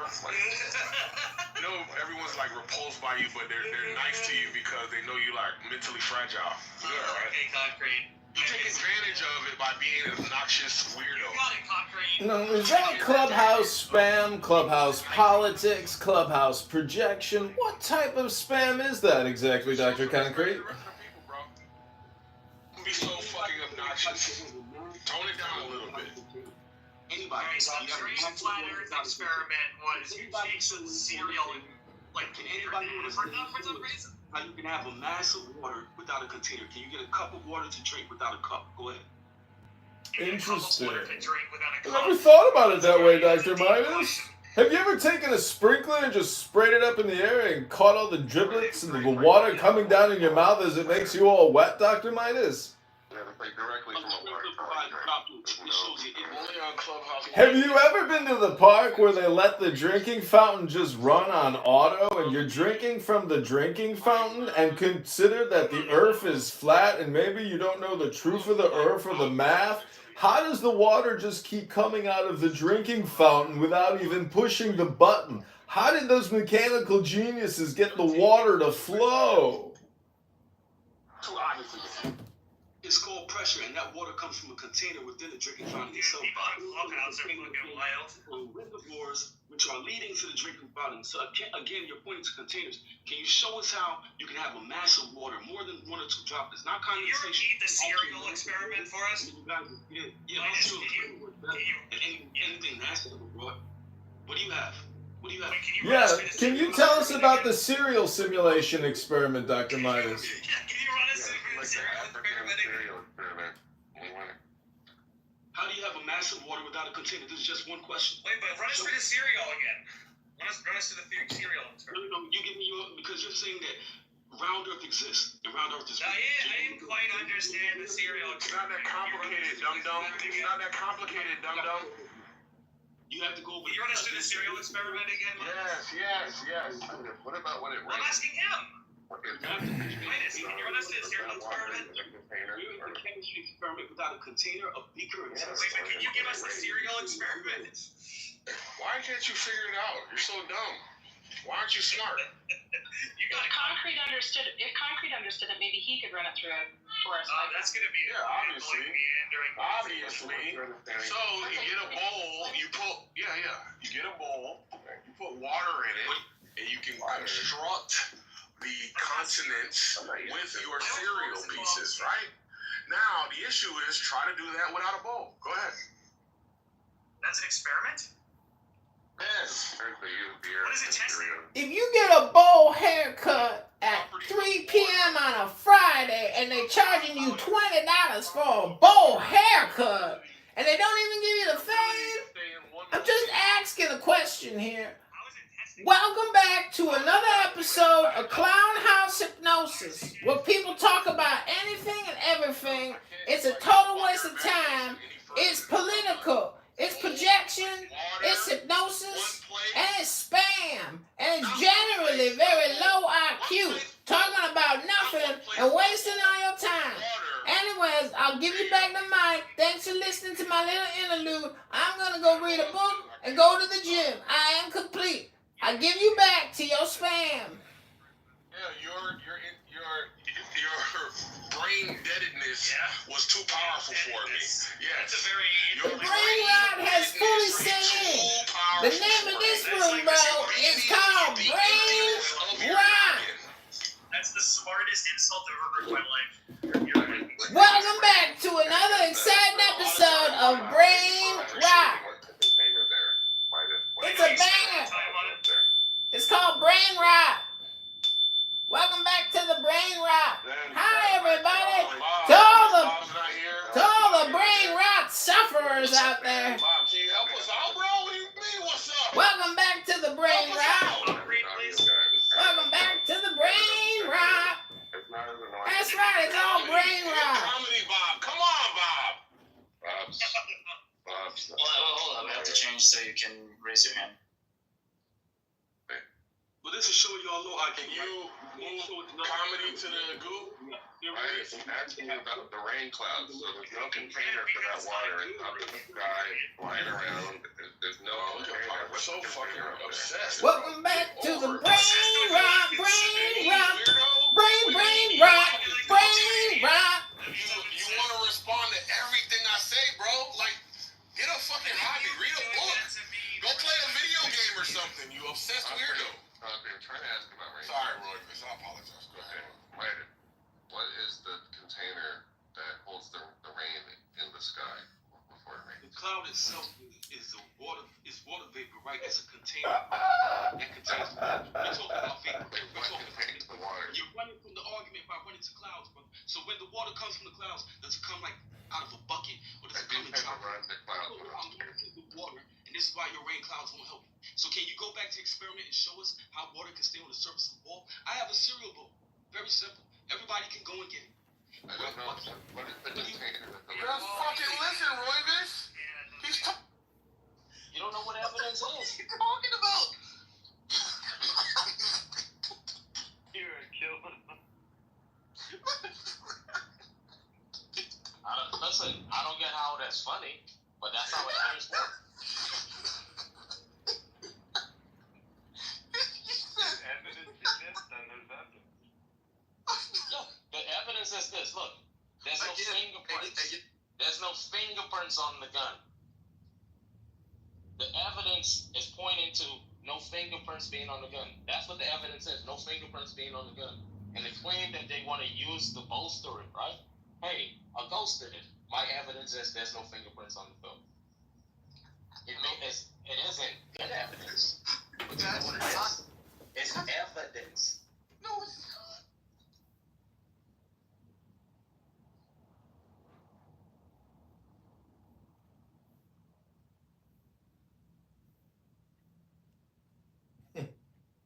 I'm gonna create a new room. It's gonna be called Clown House Brain Rat Spam. Niggas steady coming in. I'm on the hill. Comedy pop up, boy. Let's see how funny you will. People don't put us on his YouTube. He's so irritating. Oh, you know it's not funny. Yeah, this nigga. Okay, this is Clown House Brain Rat Spam.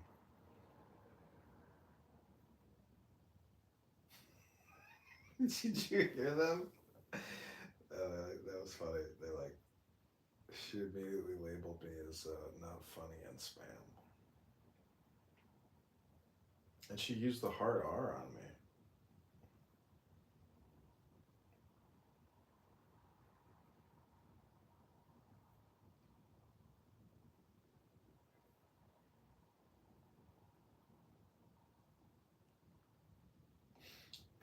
Okay, this is Clown House Brain Rat Spam. What do you have? Can you tell us about the serial simulation experiment, Dr. Myers? Can you run us through the serial experiment?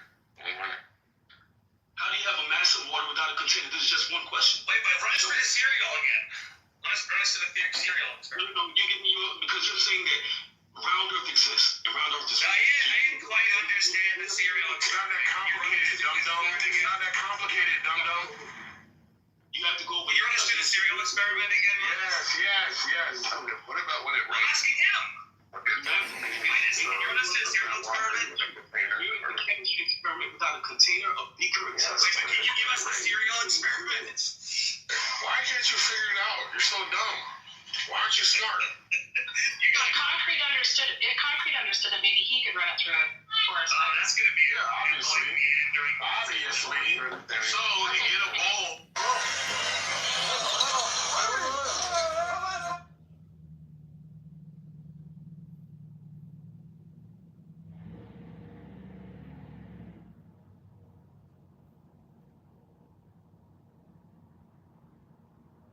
Poor hacks, and let them be turned out to grass.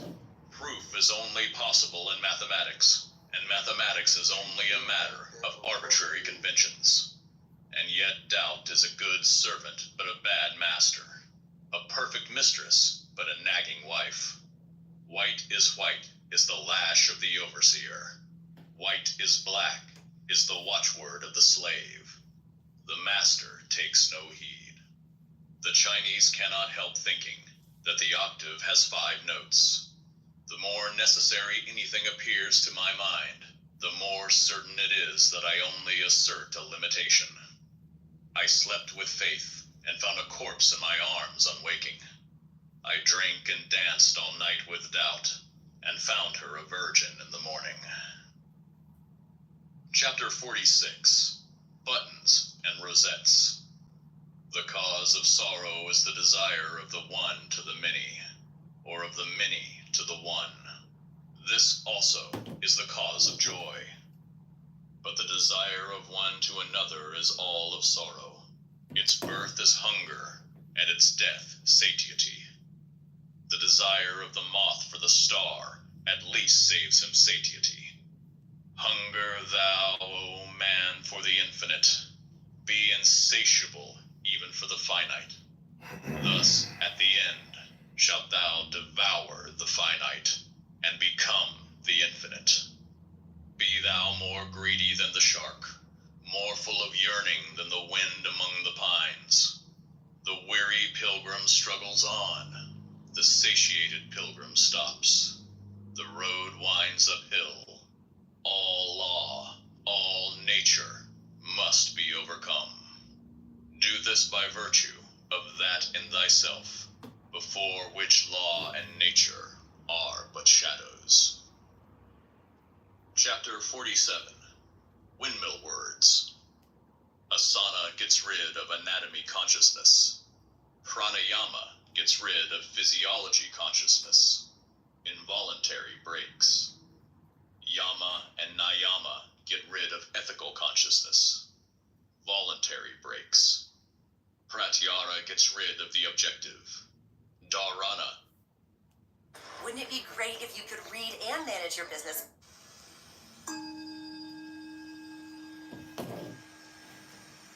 Nan-in, a Japanese master during the Meiji era, received a university professor who came to inquire about Zen. Nan-in served tea. He poured his visitor's cup full, then kept on pouring. The professor watched the overflow until he no longer could restrain himself. It is over full, no more will go in. Like this cup, Nan-in said, you are full of your own opinions and speculations. How can I show you Zen unless you first empty your cup?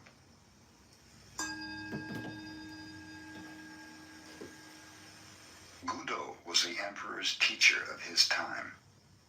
Nevertheless, he used to travel alone as a wandering mendicant. Once when he was on his way to Edo, the cultural and political center of the shogunate, he approached a little village named Takenaka. It was evening and a heavy rain was falling. Gudo was thoroughly wet. His straw sandals were in pieces. At a farmhouse near the village, he noticed 4 or 5 pairs of sandals in the window and decided to buy some dry ones. The woman who offered him the sandals, seeing how wet he was, invited him to remain for the night in her home. Gudo accepted, thanking her. He entered and recited a sutra before the family shrine. He then was introduced to the woman's mother and to her children.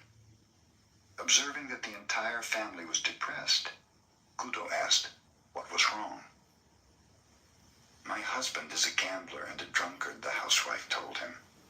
When he happens to win, he drinks and becomes abusive. When he loses, he borrows money from others. Sometimes when he becomes thoroughly drunk, he does not come home at all. What can I do?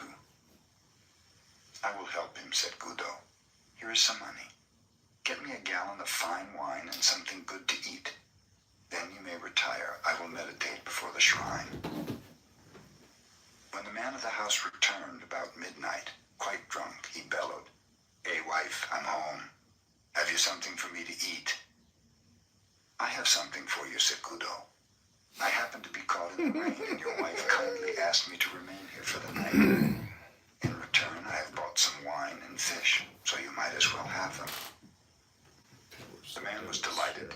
He drank the wine at once and laid himself down on the floor. Gudo sat in meditation beside him. In the morning, when the husband awoke, he had forgotten about the previous night. "Who are you? Where do you come from?" he asked Gudo, who still was meditating. "I am Gudo of Kyoto, and I am going on to Edo," replied the Zen master. The man was utterly ashamed. He apologized profusely to the teacher of his emperor. Gudo smiled. "Everything in this life is impermanent," he explained. "Life is very brief. If you keep on gambling and drinking, you will have no time left to accomplish anything else, and you will cause your family to suffer too." The perception of the husband awoke as if from a dream. "You are right," he declared. "How can I ever repay you for this wonderful teaching? Let me see you off and carry your things a little way."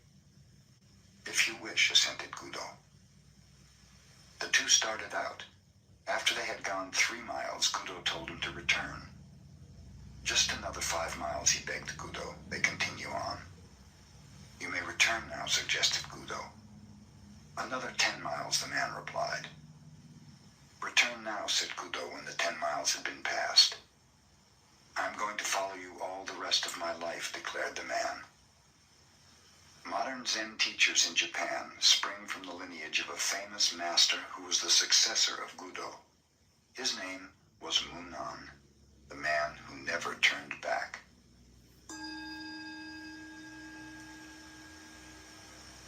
The Zen master Hakuin was praised by his neighbors as one living a pure life. A beautiful Japanese girl whose parents owned a food store lived near him. Suddenly, without any warning, her parents discovered she was with child. This made her parents angry. She would not confess who the man was, but after much harassment, at last named Hakuin. In great anger, the parents went to the master. "Is that so?" was all he would say. After the child was born, it was brought to Hakuin. By this time, he had lost his reputation, which did not trouble him. But he took very good care of the child. He obtained milk from his neighbors and everything else the little one needed. A year later, the girl mother could stand it no longer. She told her parents the truth, that the real father of the child was a young man who worked in the fish market. The mother and father of the girl at once went to Hakuin to ask his forgiveness, to apologize at length, and to get the child back again. Hakuin was willing. In yielding the child, all he said was, "Is that so?"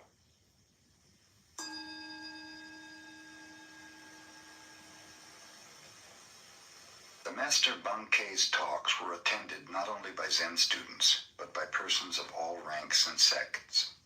He never quoted sutras, nor indulged in scholastic dissertations. Instead, his words were spoken directly from his heart to the hearts of his listeners. His large audiences angered a priest of the Nichiren sect because the adherents had left to hear about Zen. The self-centered Nichiren priest came to the temple determined to debate with Bankei. "A Zen teacher," he called out, "wait a minute. Whoever respects you will obey what you say, but a man like myself does not respect you. Can you make me obey you?" "Come up beside me and I will show you," said Bankei.